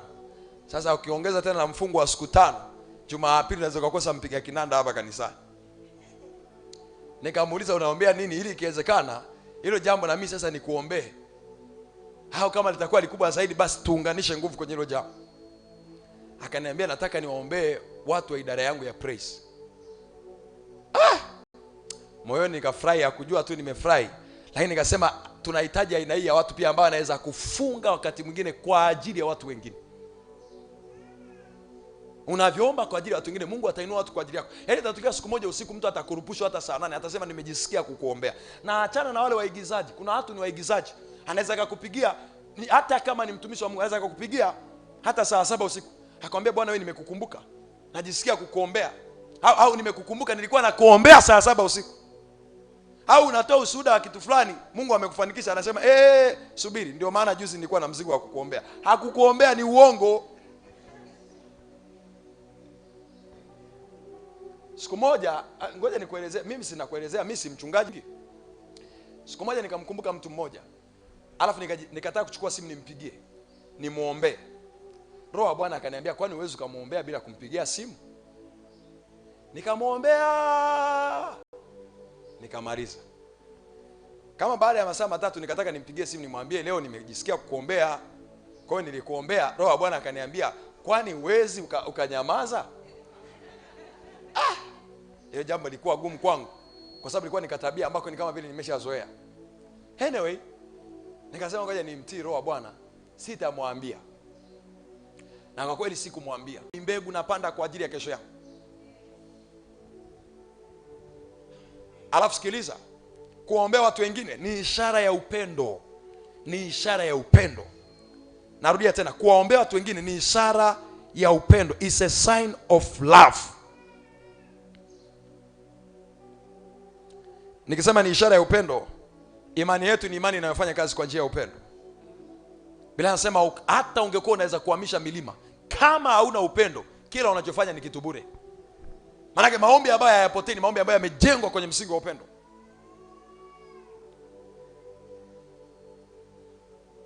Tuende kipengele cha pili hapo kwenye hiyo ombi. Nisema kuomba, hiyo ni kuombea watu wengine sasa kuombea watu wengine. Na kuombea watu wengine, jifunze hata kuombea. Nataka kuanzia leo uwe hata na dakika za kuniombea mimi na kumwombea baba. Yaani nataka kuanzia leo uamue kabisa. Kuanzia leo utakuwa na dakika za kumwombea mchungaji na kumwombea baba yetu. Intentionally unafanya. Kwa sababu kuna wakati mikono ya Musa wewe inafika mahali inachoka. Anahitaji watu wakuja kushikilia mikono yake ili Yoshua ukiwa kwenye biashara yako ushinde vita. Ili wewe ukiwa kwenye mizunguko yako uendelee kushinda vita. Kuna wakati inahitaji kumwombea mchungaji wako, wekeza kwenye kumwombea. Kumwombea mchungaji wako ni sana kupeleka gari lako service. Baada ya hapo Mungu atalifanya yani ukipeleka gari service unakuwa na uhakika kwamba baada ya hapa nitalitumia na litakuwa linafanya kazi vizuri na linafanya kazi kwa ubora. Jifunze kumwombea mchungaji wako, jifunze. Hebu muulize jirani yako, wewe mchungaji mara ya mwisho umemwombea lini? Tofauti na kwamba yeye amekuombea lini mara ya mwisho. Muulize wewe, mara ya mwisho mchungaji umemwombea lini? Niamini mimi, hata watu ambao wewe unawajua ni watu wakubwa, huwa wanafikiaga hiyo pointi ya kuchoka. Musa alifikia mahali akachoka. Elia kwenye Wafalme wa kwanza 19 alifikia mahali akachoka, na sio tu alichoka mpaka akafikia mahali pa kutaka kufa. Akamwambia Mungu, nichukue kama unaweza. Yesu alifikia mahali akasema roho yangu ina huzuni kiasi cha kufa. Akatafuta watu wale alikuwa anaamini anaweza kumuombea. Alipofika nao mlimani, badala ya wao kumuombea, wao wakaizi wamepelekwa location ya kulala. Hata Yesu na uyesu wake, kuna wakati alihitaji watu wa kumuombea na kuomba pamoja naye. Kuna wakati Petro amefika, amekamatwa, amewekwa gerezani. Anasikia ndugu yake Yakobo ameshachinjwa. Petro akasema, liwalo na liwe Bwana, mimi nimeshachoka. Siwezi kila siku nikawa napambania watu ambao waniombei. Akavua nguo zake, akavua na viatu vyake, akalala flat. Akasema, Bwana ukikupendeza nichukue. Kanisa ndo likaamka, likaanza kuomba kwa juhudi. Walivyoanza kuomba kwa juhudi, Mungu akamtoa Petro. Nakumbuka Petro akitoka aishi kwa ajili yake, anaishi kwa ajili yenu.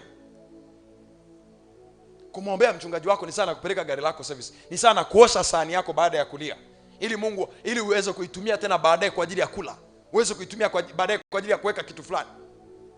Sema katika jina la Yesu, Bwana Yesu, kuanzia leo nipe neema na unisaidie niweze kusimama na kuomba kwa ajili ya watu walioko juu yangu, akiwemo baba yetu na mchungaji wetu, katika jina la Yesu. Haya, kuomba pamoja na wengine. Nilisema kuomba kwa ajili ya watu wengine, lakini pia nataka nikuongezee kingine, kuomba pamoja na wengine. Pamoja, kuna kuomba kwa ajili ya watu wengine na kuna kuomba pamoja na watu wengine. Unaomba pamoja na watu wengine. Kuomba pamoja na watu wengine, jambo la kwanza, kunaongeza matokeo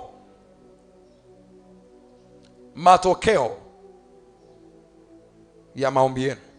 Kunaongeza matokeo ya maombi yenu. Kwa njia gani? Angalia hapa kitabu cha Kumbukumbu la Torati sura ile ya 32 mstari wa 30. Kumbukumbu la Torati 32 mstari wa 30. Kumbukumbu la Torati 32 mstari wa 30. Kuomba kwa ajili ya watu wengine. Kumbukumbu la Torati 32 mstari wa 30. Anasema hivi, mmoja angefukuzaje watu 1000? Wawili wangekimbizaje 10,000? Maana yake unavyoomba pamoja na wengine kwenye ulimwengu wa roho, mguso unazidi kuongezeka. Tafsiri yake ni kwamba, angalia, ukiwa mmoja unakimbiza watu 1000, mkiwa wawili mnakimbiza 10,000. Maana yake ni kwamba ni ile 1000 imezidishwa mara 10. Kwa hiyo kwenye ulimwengu wa roho unafanya kazi hivi. Haufanyi kazi kwamba mkiwa wawili inakuwa ni 2000. Ulimwengu wa roho haufanyi kazi kwa kujumlisha. Unafanya kazi kwa kile kitu tunaweka kama square juu. Si tusemeje? Maana yake ni kwamba akiongezeka mtu mmoja kwenye ulimwengu wa roho ni 10 imeongezeka. 10 imeongezeka. Kwa hiyo tunaichukua hiyo 10 tunazidisha kwenye aina ya matokeo ambayo ungefanya ukiwa peke yako. Na hapa ndio nataka nikuhimize umuhimu wa kuja kwenye maombi ya pamoja, umuhimu wa kushiriki mifungo ya pamoja, umuhimu wa kushiriki mikesha ya pamoja, ibada za pamoja. Tunapoomba tukiwa pamoja, matokeo kwenye ulimwengu wa roho yanaongezeka zaidi. Lakini angalia tena Mhubiri sura ya 4 mstari wa 9, wa 10, wa 11 na 12. Mhubiri sura ya 4 mstari wa 9, wa 10, wa 11 na 12. Anasema wawili ni bora kuliko mmoja. Wawili ni bora kuliko mmoja. Maana yake ni kwamba maombi ambayo yatakuwa ni bora zaidi ni maombi ambayo utaomba pamoja na watu wengine. Anasema wawili ni bora kuliko mmoja. Alafu anasemaje? Afadhali kuwa wawili kuliko mmoja. Afadhali kuwa wawili kuliko mmoja. Maana wapata ijara njema kwa kazi yao. Yaani ijara ni kwamba watapata matokeo mazuri kuliko ambavyo mtu angekuwa peke yake. Kwa maana wakianguka mmoja wao atamuinua mwenzake. Ikitokea pale kwenye maombi kuna mmoja amechoka, mwingine atamshika mwenzake mkono, ataomba naye. Lakini ole wake aliye peke yake. Ole wake aliye peke yake. Aangukapo na wala hana mwingine wa kumuinua. Twende mstari wa 11. Angalia mstari wa 11. Tena wawili wakilala pamoja. Yaani wawili wakiwa wanaomba pamoja, ndio kulala weka kuomba. Wawili wakiwa wanaomba pamoja, hapo watapata moto. Anasema hapo watapata moto. Maana yake uamsho ni rahisi kuzaliwa watu wakiwa wawili. Lakini mmoja aliye peke yake tu. Na hii ya kuomba pamoja tuanzie kwenye ngazi ya familia. Wewe na mke wako na watoto wako. Wewe na watu unaoishi nao pale nyumbani. Maombi ya pamoja yanapaswa yaanze kwenye ngazi ya familia. Kuna madhabahu kama 5 ambazo unapaswa kuzijenga na kuhakikisha unaziimarisha kila wakati unapata nafasi. Madhabahu ya kwanza ni madhabahu ya familia. Hii ni madhabahu ambayo unakuwa wewe, mume wako au baba wa hiyo familia anakuwa labda ndio kuhani au mama, kulingana na jinsi ambavyo Mungu amempa neema yote kati yao ambaye anaweza kulisimamia hilo jambo na kuliongoza vizuri. Alafu wengine wale wanakuwa ni washirika au ni washiriki. Mmoja atasoma neno, mwingine ataimbisha pambio.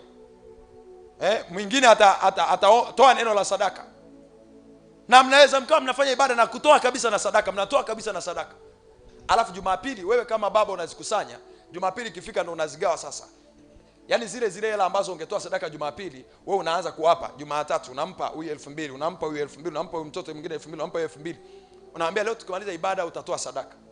Mkimaliza ibada anatoa sadaka. Akitoa Jumapili, Jumatatu, Jumanne, Jumatano, Alhamisi, Ijumaa, Jumamosi, Jumapili unamgaia kutoka kwenye zile sadaka alizotoa. Yeye hajui kwa sababu yeye ibada ikiisha yeye wewe unazikusanya. Na usizikusanye ukazila, zikusanye wewe ziweke. Hata kama ni sadaka yako ya zaka ambayo ungetoa ile. Nadhani nikufundisha hata kuwafundisha watoto wako namna ya kutoa sadaka. Yaani hata kama ni sadaka yako ya zaka ambayo ungetoa Jumapili, umeipata Jumatatu, itumie wewe wagaie, watoe sadaka pale. Maliza, fanyeni ibada, toeni sadaka. Alafu Jumapili ikifika, mnaipackage hiyo sadaka vizuri. Unamgaia kila mmoja. Kama ni mtoto akatoe kule kwenye darasa lao la watoto. Lakini kama mnagawana, mnakuja mnatoa sadaka Jumapili. Jifunzeni kuwa na ibada ya familia. Familia isiomba pamoja ni familia ambayo adui, ni familia isiyokuwa na ukuta wa kiroho. Adui anaweza kuingia na kutoka kwa kadri anavyotaka. Ombeni pamoja. Alafu angalia, kuomba pamoja na wengine, nimekuambia kunaongeza matokeo. Hiyo Mhubiri 4:11 anasema wanapoomba wawili watapata moto. Maana yake moto wa kiroho, uamsho unazaliwa kwa wepesi wanapoomba watu wawili. Lakini pia angalia faida nyingine ya kuomba pamoja na wengine. Faida nyingine ya kuomba pamoja na wengine ni unapata wepesi wa kuinuliwa wakati ambapo umechoka. Wepesi wa kuinuliwa. Ndio hapa anasema mmoja akianguka mwenzake atamuinua. Unapata wepesi wa kuinuliwa wakati ambao unataka kuanguka. Wepesi wa kuinuliwa wakati ambao umechoka. Wakati ambao huwezi kuomba. Wepesi wa kuinuliwa.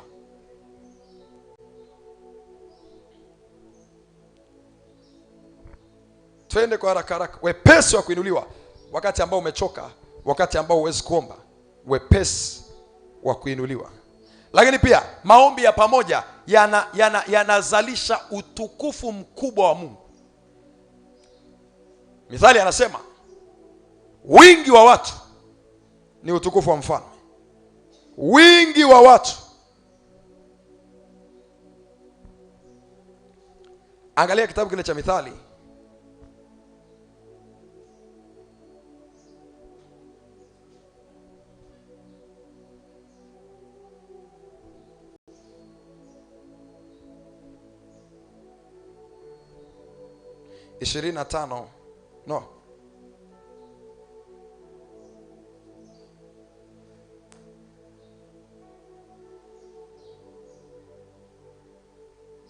Mithali 14 mstari wa 28. Mithali 14 mstari wa 28. Anasema utukufu wa mfalme ni wingi wa watu wake, bali uchache wa watu ni uharibifu wa mkuu wao. Maana yake ni kwamba mnapokuwa wengi utukufu unazidi kuwa mkubwa. Utukufu unazidi kuwa mkubwa. Utukufu unazidi kuwa mkubwa. Lakini angalia pia maombi ya pamoja na wengine yatafanya nini? Yataleta uwepo wa Mungu usiopatikana wakati ukiwa peke yako. Kuna aina ya uwepo wa Mungu ambao hautakuja ukiwa peke yako. Mathayo 18 mstari wa 18. Mstari wa 19. Wa 19 na wa 20. Anasema tena, nawaambia kwamba wawili wenu watakaopatana duniani katika jambo lolote watakaloliomba watafanyiwa na Baba yangu aliye mbinguni. Mstari wa 20. Kwa kuwa walipo wawili watatu wamekusanyika kwa jina langu, anasema nami niko papo hapo katikati yao. Maana kuna aina ya uwepo wa Mungu ambao unadhihirika kwenye wingi, ambao ukiwa peke yako hautakao uone. Kuna aina ya uwepo wa Mungu ambao unadhihirika kwenye wingi, ambao ukiwa peke yako hautakao uone.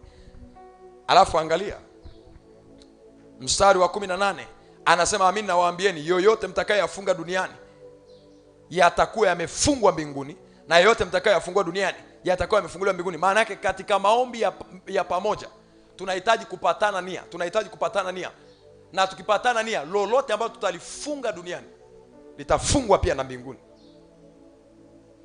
Kwa sababu kuna wakati kwenye Mungu wa roho hawafungi jambo kwa sababu umesema, wanafunga jambo kwa sababu kuna wawili watatu. Vinywa bila sema kwa vinywa vya mashahidi wawili watatu, kila jambo lafanyeje? Linathibitika. Maana yake tukubaliana wawili watatu na zaidi hapo, tukakubaliana kwa ajili ya jambo fulani, mbingu lazima zisikie. Mbingu lazima zisikie. Na kuambia ukweli, kama mitume wangemuombea Yesu wakati Yesu akiwa anaomba kikombe kimuepuke, na kuambia ukweli, yawezekana yale maombi yangefanya kazi. Kwa hiyo ilibidi tu walale ili Yesu aombe achoke arudi, aombe achoke arudi, ili mapenzi ya Mungu yatimizwe. Twende haraka. Jambo lingine la mwisho la kuongezea kwenye maombi yako ili maombi yako yalete matokeo. Jambo lingine la kuongezea kwenye maombi yako ili maombi yako yalete matokeo. Hilo ni jambo la ngapi nimekuambia? Haleluya. Maombi yanayoambatana na kunena kwa lugha. Maombi ambayo yanaambatana na kunena kwa lugha. In fact ni kuomba katika roho. Kwenye mabao unaweza kaeka kuomba katika roho. Kuomba katika roho. Maombi yanayoambatana na kunena kwa lugha ni maombi yenye nguvu sana, na yanaweza kuleta matokeo sana. Maombi yanayoambatana na kunena kwa lugha.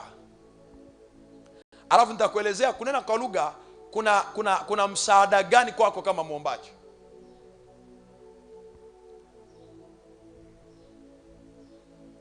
We ni Mungu unaishi. Andika ile andiko, kitabu kile cha Wakorintho wa kwanza sura ya 14 mstari wa 2 na mstari wa 4. Wakorintho wa kwanza sura ile ya 14 mstari wa 2 na mstari wa 4. Naomba kila mtu fungua, alafu tusome wote kwa sauti. Wakorintho wa kwanza sura ile ya 14 mstari ule wa 2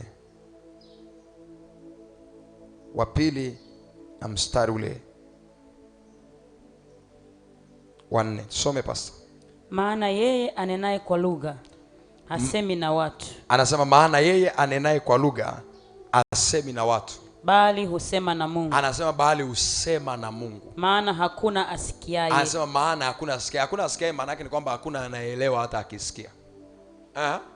Lakini anena mambo ya siri katika roho yake. Anasema lakini anena mambo ya siri katika roho yake. Mstari wa 4. Yeye anenaye kwa lugha hujijenga nafsi yake. Anasema hujijenga nafsi yake. Bali ahutubuye anayetabiri ulijenga kanisa. Analijenga kanisa. Maana yake ni hivi, andika.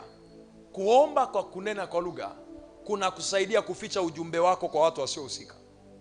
Au kwa tafsiri nyingine, kuna kusaidia uweze kuomba mambo ya siri. Mambo yote ambayo ni ya siri. Naweza kuwa hapa una tabia fulani ambayo unataka kuisema mbele za watu wasikie, ila unataka Mungu asikie. Wakati ukiwa unaomba kwa kunena kwa lugha, Roho atakujalia kutamka kwa namna ambayo Mungu na mbingu zitaelewa ya kwamba huyu mtu anachokiomba ni kitu fulani. Maombi ya siri. Yaani sasa hivi hapa eti mfano uko hapa unamuomba Mungu akupe kibali kuliko washirika wote. Uko hapa alafu washirika wenzako wanakusikia unaomba hivi.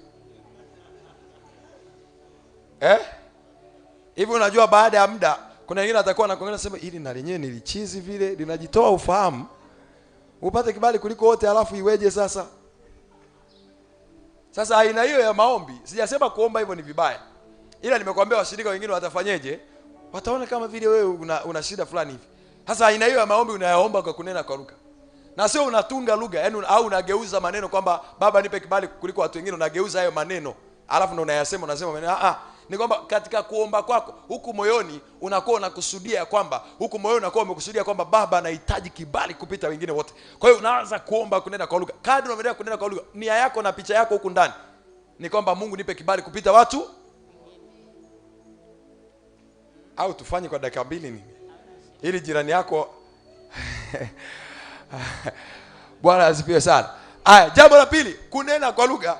Kunena kwa lugha. Amesema cha kwanza, kuna kuruhusu kunena mambo ya siri yaliyoko ndani yako, kwenye roho yako na Mungu. Lakini cha pili amesema kunena kwa lugha kunaijenga nafsi yako. Kwenye nafsi yako kuna mambo matatu.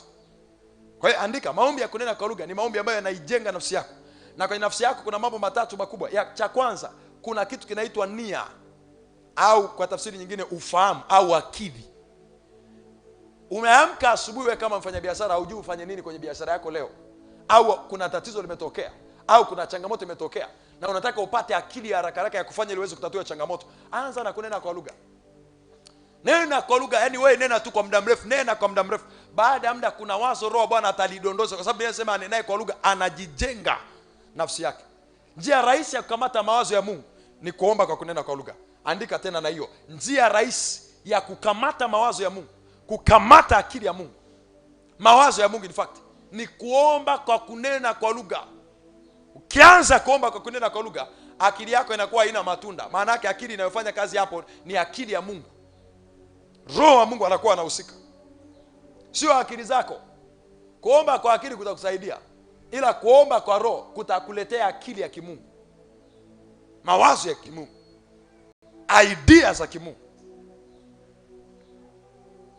Unataka kufanya maboresho yote ya haraka haraka kwenye maisha yako, unataka kufanya maboresho kwenye biashara, unataka kufanya maboresho kwenye ofisi, unataka kufanya maboresho kwenye kazi, pata muda wa kuomba kwa kunena kwa lugha. Pata hata risali moja fresh, yani bila hata kuchanganya Kiswahili. Wewe anza tu kwa kunena. Tafuta hata wimbo wako mzuri wa kuabudu, weka pale, anza tu kuomba kwa kunena. Nena. Ukiweza unakiri labda na maandiko, unakiri na maandiko, unanena, unakiri na maandiko. Ukimaliza hapo, kila wazo linalokuwa linakujia katika hiyo atmosphere liandike. Kila wazo linalokuwa linakujia liandike. Kila wazo linalokuwa linakujia liandike. Baada ya muda utagundua kwamba njia ya kutoka tayari umeshaipata. Maombi ya aina hii ni maombi ambayo yanafungua macho yako ya ndani pia yaweze kuona. Kwenye nafsi yako kuna nini? Cha pili. Cha kwanza nimekwambia kuna ufahamu, nia, akili. Cha pili kuna hisia. Nisikilize vizuri. Kuna mtu amekukwaza, kuna mtu amekuumiza, kuna mtu amekukera, na imefikia mahali unaona kabisa kama hilo jambo linataka kukamata moyo wako. Omba kwa kunena kwa lugha muda mrefu. Nakumbuka siku moja kuna ndugu mmoja alinikwaza, na alinikwaza kabisa, nikakwazika. Nikakumbuka Biblia inasema ule wake akwazae na akwazikae. Yaani wote mnawekwa kwenye fungu moja, aliyekukwaza na wewe uliyekwazika, wote mnaingizwa kwenye fungu moja. Nikaingia pale ofisini, wakati hiyo ofisi haijatengenezwa, hiyo ofisi ya baba haijatengenezwa kwa kama ilivyo. Ilikuwa chini bado hatujaweka sakafu, tulikuwa tumeweka kama turubali fulani hivi. Carpet fulani ilikuwa kama carpet. Nikaingia pale, nikaanza kuomba dakika 45 za kwanza. Siongei Kiswahili, siongei lugha yangu, siongei Kiingereza. Yaani hakuna Kiingereza, ni kunena tu kwa lugha. Nena tu kwa lugha. Na nilikuwa nanena kwa njia ya kutaka, sio unanena kwa hasira kama vile unamtumia yule mtu laana. Nilikuwa nanena huku kwenye moyo wangu nikiwa nina shauku ya kwamba Roho Mtakatifu anisaidie ili niliachilie. Kwa sababu ukweli ni kwamba mimi siwezi kuhubiri mtu akiwa amenikwaza.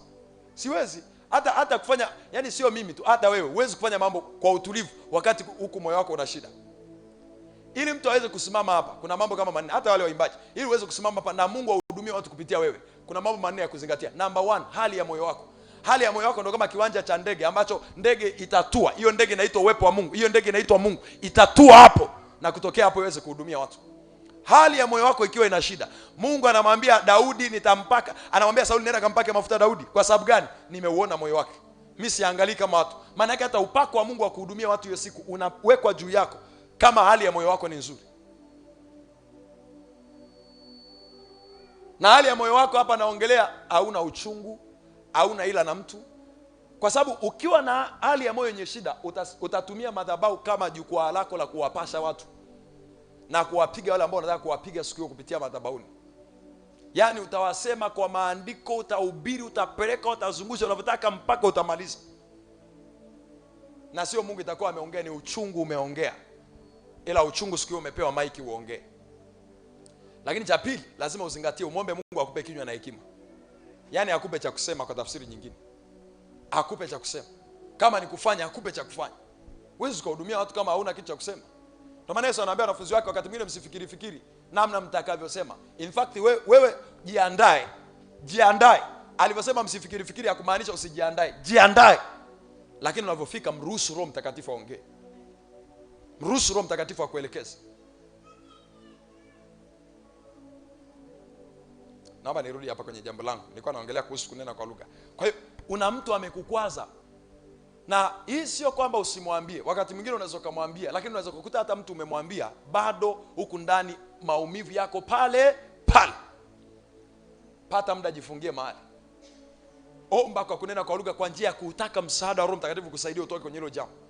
Na nani kuhakikisha ukifanya kwa muda fulani, hiyo kitu inaachia moyo wako. Inaachia moyo wako, utasikia kama kitu kametoka, kameachia moyo wako, na uzito fulani utasikia tu umechomoka, umeachia moyo wako baada ya kuomba kwa muda fulani. Na inawezekana wakati mwingine hata ukafikisha lisali moja bado inakuachia. Endelea, kuna muda itakuachia. Njia rahisi ya kudili na uchungu ndio hiyo.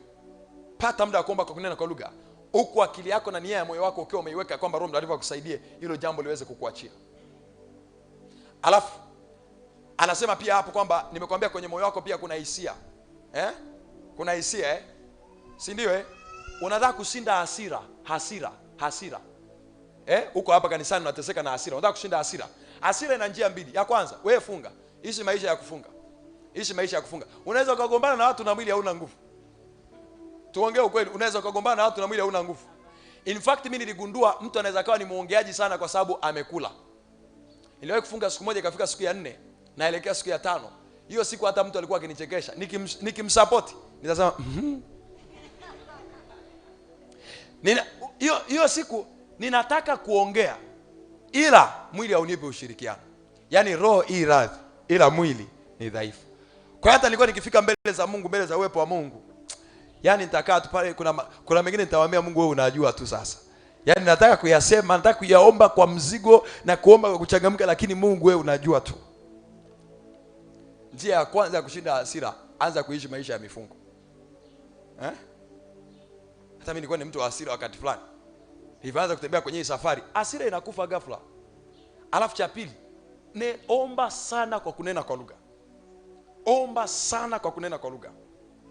Musa alikuwa na hasira sana, ila sasa namna moja hapo alikuwa anaitumia kutuliza hasira zake ni ile mifungo. Unasikia leo ameenda 40. Kwa sababu wakati aliona mtu anamtishia tu Mwebrania akaua. Yaani hasira za Musa zilikuwa ni hasira za kuua. Ila safari dada yake na kaka yake wanaweza wakamsema na asiue. In fact alikuja kupata hasira siku moja tu ambao watu walimvuruga. Na akaenda akamalizia hasira zake kwenye mwamba. Kuna watu wengine hapa akikwazika anavunja vyombo vyote kabatini. Akikasirika remote siku hiyo ina kazi, itapigwa. Simu itabamizwa. Kuna wale watu wa hivyo, yani anaweza hata akatoka hapo akachukua hata panga kaenda kukatakata miti yote shambani. Ila unajua kinachokata hapa ni hasira. Vuruga vitu ndani, makochi, toa hata nje. Hajisikie tu baada ya muda kwamba moyo wake umefanyeje?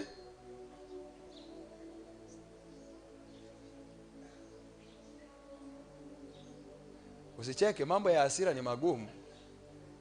Alafu ukisoma kwenye kitabu cha Mithali kuhusu hasira, utagundua kukaa na hasira ni kitu cha ajabu sana. Bila nasema hasira ukaa kifuani mwa mpumbavu. Yaani ukasome kitabu cha Mithali vizuri kuhusiana na hasira. Wewe nenda tu kasachi hata hasira, soma kitabu cha Mithali vizuri uone. Kule kuna maandiko kuhusu hasira ambayo ukiyaona utabaki unajicheka wewe mwenyewe na kushangaa kwa nini umekasirika. Hata Mungu ana hasira ila si mwepesi wa hasira. Kwani ni wa kiroho, Mungu ni wa kiroho. Yaani kule rohoni amejijaza vizuri. Ana hasira lakini si mwepesi wa hasira. Jitahidi.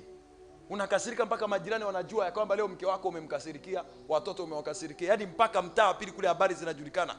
Unaingia kazini asubuhi watu wanajua leo fulani leo ukiyakoroga yanakuvaa hapo. Watu wanaanza kuambiana kabisa leo fulani jitahidi mama ongea naye vizuri. Leo kaeni naye mbali, amevurugwa. Amechafukwa. Ngeukia mtu mmoja. Muangalie tu, simwambie chochote. Mwambie uso wako mbona unaashiria kama hiki kinachosemwa ni cha kwako.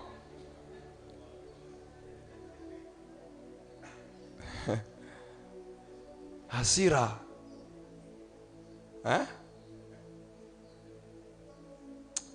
Njia ya pili ya kushinda hasira ni kunena kwa lugha sana. Pata muda wa kunena kwa lugha sana. Kwa nini? Unavyonena kwa lugha sana, hisia zako zinakamatwa na Roho Mtakatifu, na kwa tafsiri nyingine zinaanza kudhibitiwa na Roho Mtakatifu. Yaani ni kama kunena kwa lugha ni kama unampa Roho Mtakatifu nafasi ya kucontrol sauti kwenye redio. Yaani kama unavyocontrol sauti kwenye redio, unaweza ukaiongeza, unaweza ukaipunguza. Lakini pia pale kuna zile redio ambazo ulikuwa unapeleka ili kutafuta station. Sasa Roho wa Bwana anaichuni roho yako, anachuni nafsi yako ikae mahali ambapo unataka kukaa, kama utakuwa ni mtu wa kuomba kwa kunena kwa lugha sana. Hivi mnajua watu kama akina Petro walikuwa ni watu wenye hasira wale. Ila tu hasira zao zilikuwa zinachuniwa na Roho wa Bwana. Inaamka akiona wenye dhambi. Ila akikwazwa anashuka na kubali kusamehe. Yesu alikuwa na hasira. Muone tu Yesu hivi. Kuna siku alichukua mtandao wake akafunga vifundo, akaanza kubamiza watu kwenye hekalu. Bamiza watu kule kwenye hekalu. Alafu baadaye anasingizia, anasema wivu wa Bwana umenila. Sasa hasira hii Yesu atawezaje kuimanage? Hasira hii ya kwamba anajua hadi katika watu walionao kuna mtu atamsaliti na amfanyie jambo lolote baya, haendi akamzaba vibao. Anaona watu wamekuja kumkamata Petro. Petro alikuwa na hasira, alishakata mtu sikio. Kuonyesha kwamba anahitaji kuendelea kutetea bodyguard wake. Alafu Yesu anaenda kuchukua sikio lile, anamrudishia mtu. Petro akaona huyu jamaa anamsaidia alafu haeleweki. Wakakimbia wote, wanafunzi wote. Sasa mtu gani tunamsaidia alafu anaendelea kusaidia wanaokuja kumkamata? Kimbia wote. Yesu alikuwa anashindaje hasira? Alikuwa anaomba sana. Bila inasema katika siku hizo za mwili wake alimtolea yule awezaye kumuokoa na mauti ya hasira. Dua, sala, machozi pamoja na kulia sana. Na akasikilizwa kwa jinsi alivyokuwa mcha Mungu. Cha tatu kiko kwenye nafsi yako ni nini? Maamuzi. Maana yake ukiomba kwa kunena kwa lugha, unakuwa umempa Roho Mtakatifu nafasi ya kuyaongoza maamuzi yako. Kwa tafsiri nyingine ni kwamba huwezi ukakosea.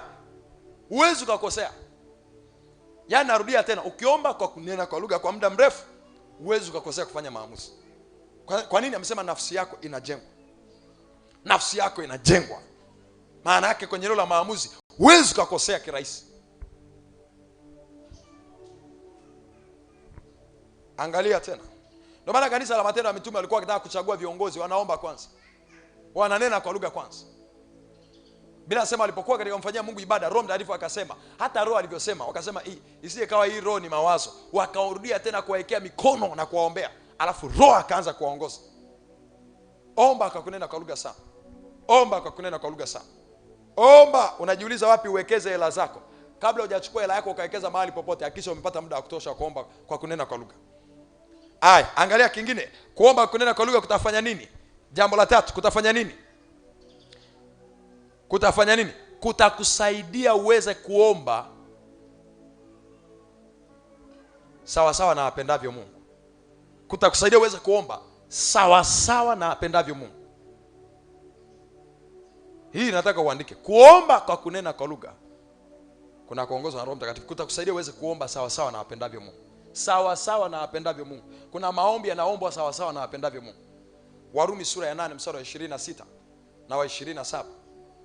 Anasema Roho huwa anatusaidia udhaifu wetu. Ndio maana udhaifu mwingine ndio huwa hasira, nimekuambia. Anasema Roho tusaidie udhaifu wetu, na anakusaidia kwa kuomba kwa kunena kwa lugha. Anasema utusaidie udhaifu wetu. Sasa udhaifu huo kwenye eneo lolote ambalo una udhaifu, anza kuomba kwa kunena kwa lugha. Utakuwa unauleta msaada wa Roho Mtakatifu kwenye ile eneo ambalo wewe ni mdhaifu. Alafu anasema kwa kuwa hatujui kuomba jinsi tupasavyo, anasema Roho tuombea kwa kuugua kusikoweza kutamkwa. Mstari wa 27. Na yeye aichunguzaye mioyo, Roho Mtakatifu anaichunguza mioyo, aijua nia ya roho anaijua nia ya roho. Roho huyu ni Mungu, anasema ilivyo. Kwa kuwa huwaombea watakatifu kama apendavyo Mungu. Roho Mtakatifu ni Mungu. Kuomba kwa kunena kwa lugha ni kumruhusu Mungu aombe kupitia kinywa chako. Kuomba kwa kunena kwa lugha ni kumruhusu Mungu aombe kupitia kinywa chako. Hata hiyo ni muhimu kaandika. Usiniambie kwamba ulikuwa unajua. Kuomba kwa kunena kwa lugha ni kumruhusu Mungu kuomba kupitia kinywa chako. Kuomba kwa kunena kwa lugha ni kumruhusu Mungu kuomba kupitia kinywa chako. Dakika chache hizo. Haya tunamalizia hapa. Kuomba kwa kunena kwa lugha ni kumruhusu Mungu kuomba kupitia kinywa chako. Ya tamarabashanda. Randa rabashanda. Reka rababasai. Maso perila bashanda. Bwana Yesu asifiwe. Bwana asifiwe. Amen. Sasa uwezo ukamruhusu Mungu akaomba kupitia kinywa chako na akaomba vibaya. Maana yake andika hivi, haiwezekani kuomba vibaya kama utaomba katika Roho Mtakatifu. Kwenye mabano ukaandika kwa kunena kwa lugha. Haiwezekani ukaomba vibaya. Haiwezekani ukaomba vibaya kama utaomba katika Roho Mtakatifu. Kwenye mabano kwa kunena kwa lugha. Haiwezekani ukaomba vibaya. Haiwezekani ukaomba vibaya. Haiwezekani ukaomba vibaya.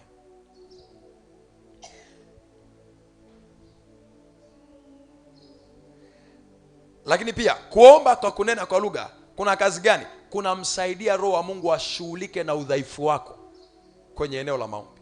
Kuomba kwa kunena kwa lugha kuna msaidia Roho wa Mungu ashughulike na udhaifu wako kwenye eneo la maombi. Udhaifu wako kwenye eneo la maombi. Kuna kitu uwezi.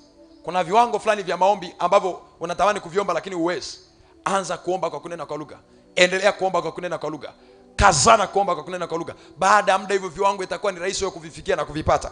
Jambo lingine, kuomba kwa kunena kwa lugha kunaimarisha imani yako. Kunaimarisha imani yako. Kuomba kwa kunena kwa lugha ni sawa na mtu anaifanyia mazoezi imani yake. Ni sawa na mtu yuko gym.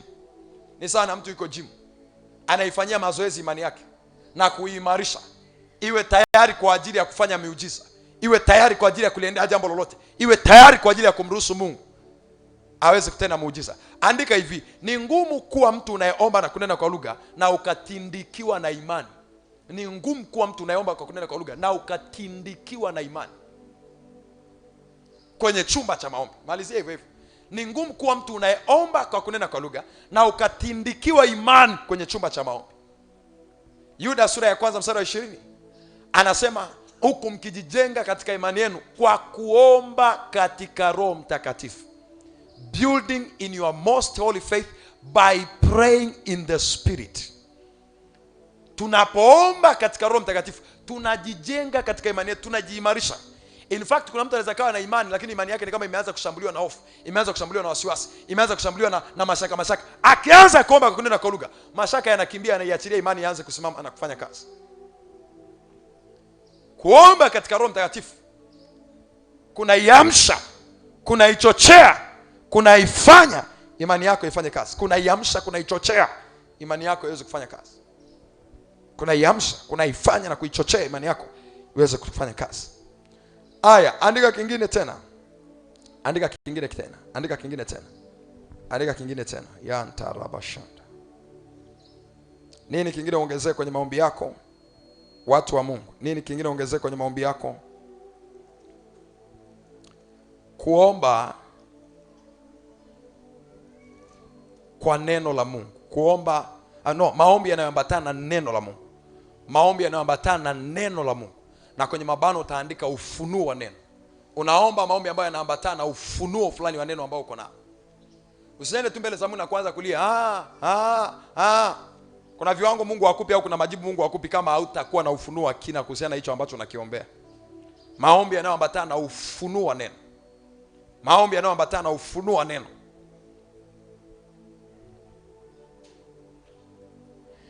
Maombi yanayoambatana na neno la Mungu ni maombi ya aina gani? Number 1, ni maombi yanayoombwa sawa sawa na mapenzi ya Mungu. Maombi yanayoombwa sawa sawa na mapenzi ya Mungu. Maana yake mapenzi ya Mungu yako kwenye neno la Mungu. Kwa hiyo neno la Mungu, unapoomba sawa sawa na neno la Mungu, maana yake umeomba sawa sawa na mapenzi ya Mungu. Kuomba sawa sawa na neno la Mungu ni kuomba sawa sawa na mapenzi ya Mungu. When you pray according to the word of God, you are praying according to the will of God. Kuomba sawa sawa na neno la Mungu ni kuomba sawa sawa na mapenzi ya Mungu. Kwa nini? Kwa sababu mapenzi ya Mungu yamejificha kwenye neno la Mungu. Aya, alafu andika jambo la pili. Hapo nikisema kuomba maombi yanayoambatana na neno la Mungu, maana yake nini? Ni maombi yanayoambatana na ufahamu. Ni maombi yanayoambatana na ufahamu, na sio tu ufahamu, ufahamu wa kina.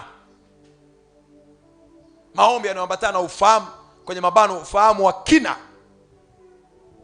Na ufahamu huu unakuta mtu anamfahamu anayemuomba, anaifahamu nafasi yake kama muombaji, na anafahamu kwa habari ya kile ambacho anakihitaji kutoka kwa anayemuomba. Anajua, ana ahadi za maandiko. Ana maandiko kadhaa yanayoshikilia ahadi ambayo anahitaji kutoka kwa Mungu. Alafu andika tena, maombi yanaomba au yanaambatana na neno la Mungu ni maombi ya aina gani? Ni maombi yenye hoja zenye nguvu. Ni maombi yenye hoja zenye nguvu, zilizozaliwa kutoka kwenye neno la Mungu. Andika hivyo hivyo, ni maombi yenye hoja zenye nguvu, zilizozaliwa kutoka kwenye neno la Mungu. Luka sura ya 5 mstari wa 4 mpaka ule mstari wa 7. Luka sura ya 5 mstari wa 4 mpaka ule mstari wa 7. Anasema hivi, Yesu akamwambia Petro, Petro, tweka mpaka kilindini ukazitupe nyavu zako. Mstari wa 5, Petro akasema, Bwana mkubwa, tumefanya kazi ya kuchosha usiku kucha tusipate chochote, lakini kwa neno lako tutazitupa nyavu. Alafu mstari wa 7, Petro alipoenda anasema wakapata samaki wengi kiasi kwamba wakaanza kupungia na washirika wao waliokuwa pwani, wakaja wakaleta nao meli yao, mtumbwi wao, wakaujaza na wenyewe samaki. Tafsiri yake ni nini? Maombi yasiyokuwa na neno ni maombi ya kuchosha. Maombi yasiyokuwa na neno ni maombi ya kuchosha. Kwa nini maombi ya kuchosha?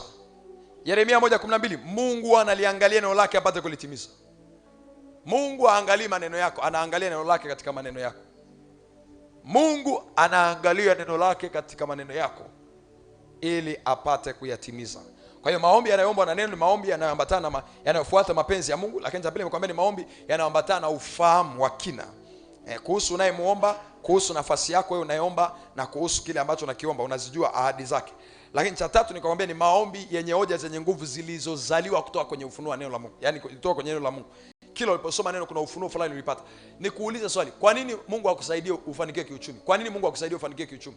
Achana na kwamba eti Mungu ninaomba unisaidie nifanikiwe kiuchumi kwa sababu nitasaidia watoto yatima. Mungu nisaidie nifanikiwe kiuchumi kwa sababu kazi yako inahitaji hela. Ni kweli kazi ya Mungu inahitaji hela, ila Mungu hawezi kumpa hela kila mtu kwa sababu kazi yake inahitaji hela. Lazima ujenge ufunuo wa kina kutoka kwenye neno.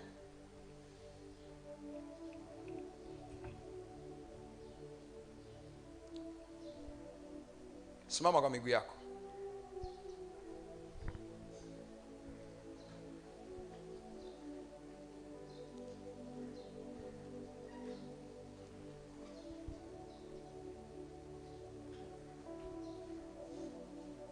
Simama kwa miguu yako.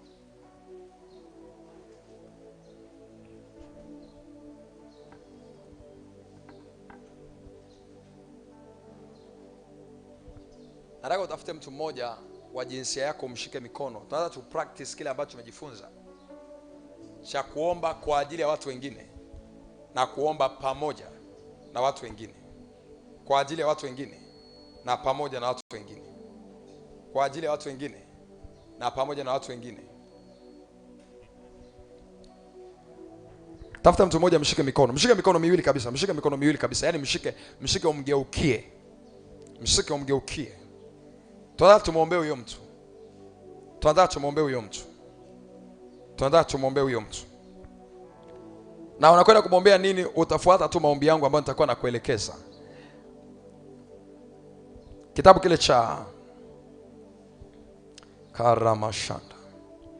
Kitabu kile cha Zaburi. Zaburi 23 mstari wa 5. Anasema hivi, waandaa meza mbele yangu machoni pa watesi wangu, umenipaka mafuta kichwani pangu na kikombe changu kinafurika. Maana yake nini? Huyo mtu unayemwona kuna meza Mungu amemwandalia. Kuna mambo ya baraka Mungu amemwandalia. Kuna mahali Mungu anataka huyo mtu afike. Kuna mambo makubwa Mungu anataka huyo mtu afanye. Lakini anasema mbali na kwamba Mungu amemwandalia meza, kuna watesi wanaiangalia pia hiyo meza. Maana kuna maadui wanamzingira. Kuna maadui wanamzunguka. Nataka uombe na huyo mtu, mwambie Bwana ayaachilie mafuta yake kwenye kichwa cha huyo mtu. Mungu aweke upako. Mungu ampe hatua kuziendea zile meza alizomwandalia, kuyaendea yale mambo makubwa na mazuri aliyomwandalia. Mungu ampe kila adui, shindana na maadui zake. Kila adui anayejiinua kinyume cha afya yake, anayejiinua kinyume cha uchumi wake, anayejiinua kinyume cha huduma yake, anayejiinua kinyume cha uzao wake, shindana nao kwa mamlaka ya jina la Yesu. Anza kumwombea umuhusika kwa nguvu za Roho Mtakatifu. Na ile mojawapo ya kitu unatakiwa kufanya wakati unamwombea mtu mwingine ni kumwombea kwa sauti, asikie unachomwombea. Omba kwa sauti, asikie unachomwombea. Amrisha kwa mamlaka ya jina la Yesu ya kwamba kule ambapo Mungu amekusudia afike, atafika katika jina la Yesu. Meza za baraka ambazo Mungu amemwandalia atazifikia katika jina la Yesu. Yale mambo makubwa ya utukufu ambayo Mungu amekusudia atokee kwenye maisha yake, omba naye, omba naye, omba naye, omba naye, omba naye katika jina la Yesu. Yesu anawaambia wanafunzi wake, hamkuweza kuomba pamoja nami, nataka nikuombee uweze kuomba pamoja na huyo mtu. Omba naye, omba naye, omba naye.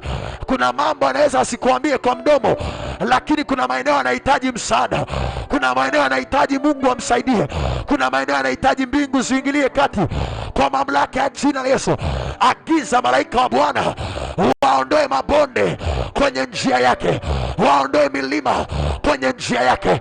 Agiza malaika wa Bwana, shatarabababa yakatabaraba sanama yantalabaradada sata makabarababababos yekelebababababa yakatamamamamama radakatarabababo makayababa sata. Omba naye, omba naye, omba naye kwa mamlaka ya jina la Yesu. Omba naye kwa sauti, piga kelele, omba, piga kelele, omba.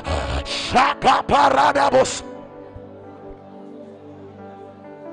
Usiache kuomba, usiache kuomba.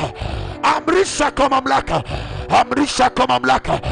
Kila kilichokaa mbele yake, watesi waliomzingira, mabaya aliyomzingira, zile roho za kucheleweshwa, ziamrishe zimwachie. Amrisha, amrisha. Wewe umepakwa mafuta na Bwana ili uombe pamoja na mtu huyo leo. Umepakwa mafuta na Bwana ili uweze kumwombea. Ayubu alipoomba kwa ajili ya rafiki zake, uteka uligeuzwa. Vile ambavyo ungetaka watu wakuombee, ndivyo ambavyo unapaswa kumwombea mtu huyo. Vile ambavyo ungetaka watu wakuombee kwa bidii, muombee mtu huyo kwa bidii. Yakaparababababo. Muimbie, mwambie Bwana, mwambie Bwana ampiganie vita vyake. Mwambie Bwana ainuke, ampiganie. Arise, O Lord, let the enemies be scattered. Bwana uinuke na adui za mtu huyu watawanyike, watawanyike. Shata parados yakatalabababa rakapaya mama makada baba sata. Muombe kwa bidii, muombe kwa bidii. Ana mashambulizi huyo, muombe kwa bidii. Ana vita huyo, muombe kwa bidii. Sharabababaka yakatarada borobo yamadabakadadadaba lakadababa sata yada rakaparadaba sana yakataradaba. Angusha kila madhabahu inayomzuia, iwe ni madhabahu ya familia, iwe ni madhabahu ya ukoo. Apindua, apindua kila madhabahu. Muombe kwa bidii. Janda baba baba. Kuomba kwake mwenye haki kwa faa sana, akiomba kwa bidii. Muombe kwa bidii, muombe kwa bidii. Yakataraba makada babarada zada bagada baradada. Ita malaika wa Bwana wampiganie, ita malaika wa Bwana. Ibrahimu akaomba kwa ajili ya Abimeleki, na Bwana akampa Ibrahimu uzao, akamfanyia Sara kicheko.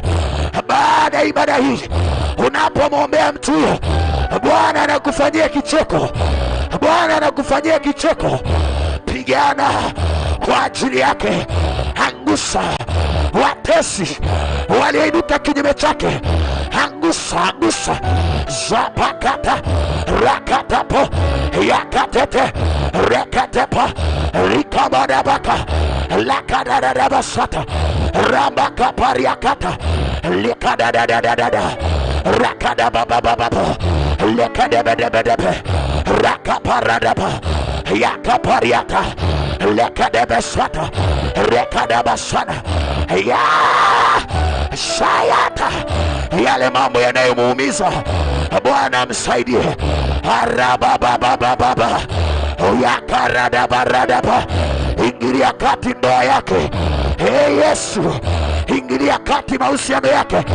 Yadadadadadada ragabadabababa, yakadadadabababa, rekaradabaraba, yakaparadia, lekapariata, makayadaba, lakaradiaba.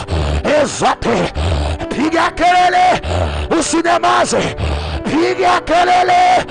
Mwambie Bwana, mwite Yesu kwa ajili yake. Yesu, Yesu, Yesu, msaidie mwanao. Mwaka huu anahitaji matokeo. Mwaka huu anahitaji matokeo. Anahitaji matokeo. Anahitaji muujiza. Anahitaji baraka. Yakaparabada, lakadadaba sabadaba, randa kapariadaba, elabakatabaya, makayabarababa, yakataradaba. Mwambie Bwana ageuze uteka, ageuze uteka wa mtu huyo, ageuze uteka, ageuze, ageuze, ageuze, ageuze, ageuze, ageuze. Rekadadabaraba, yatabarabababa, rakadabaradaba, yanamasanda, lakarabadaba, yakadabarababa, zagabalaraba, ekaparias.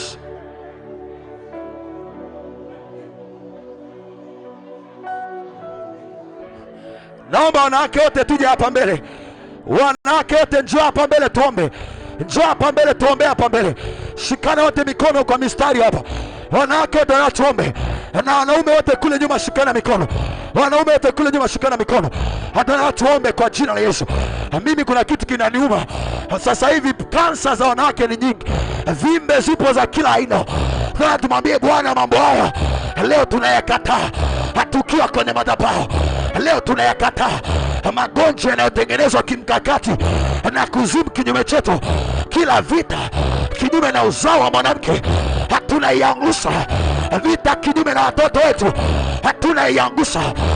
Omba hata wanaume kule, omba, omba katika jina la Yesu. Shataradaba, yakaparadaba. Wanawake kwa wanawake, adui amegundua ya kwamba wanawake ni jeshi, anainua vita. Wanawake kwa wanawake wasipendane wala kuelewana. Leo naangusha, leo naangusha. Ni wapi adui umeshikilia? Ni wapi adui umeshikilia? Omba kwa bidii, omba kwa bidii. Wa mama omba, wa mama omba, wa mama omba, mabinti omba. Ladabaradaba, rakabadabaradaba, yakadadabarababa, rekadabaradabada, zanda kapariada, likaradaba, yakadababa, manda kaparada.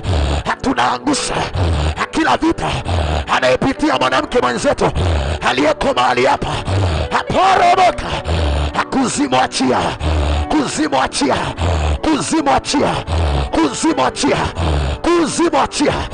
Magonjwa uliokusudia wajirie wanawake yakataraba, yakatanaba, makabarada, yakatalaba, mandakayaba, ezalibaradio, rekosa.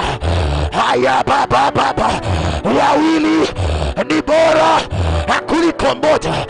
Kwa wawili hawa hatunaendea kila jambo ambalo limekuwa ni gumu kwa wanawake. Achia njia, achia njia.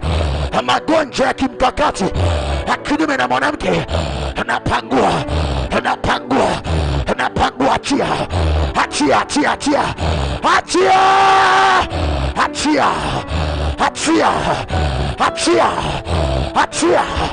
Wewe uliyekusudia kuwaondoa wanawake kwenye maombi, kwa mamlaka ya jina la Yesu, shambulia roho ya uzito, shambulia roho ya uzito, shambulia roho ya uzito. Labaradabadaba. Wanaume mnaomba kichovu, ujionyeshe kuwa ni mwanaume, ajionyeshe kuwa ni mwanaume. Fanyeni kiume. Yadabarababa, yakadadabaraba, makabaradabaraba, yakatalabaradaba, yakatalabababa. Ongeza, ongeza, ongeza, ongeza kidogo. Maombi yako yanakwenda, maombi yako yanakwenda. yanakwenda yakaparabaraba yandakarababu makayarabaraba rakarabaraba rekarabaraba sanaba yakataradaba rekarabaraba randabarababa.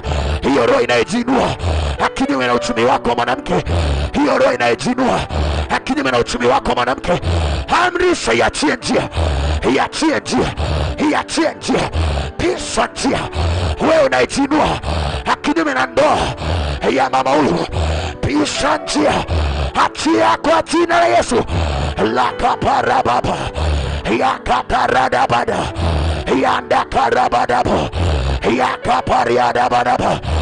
Aibu tunakuviringisha, achia maisha ya mwanamke. Aibu viringika, toeka, toeka, toeka.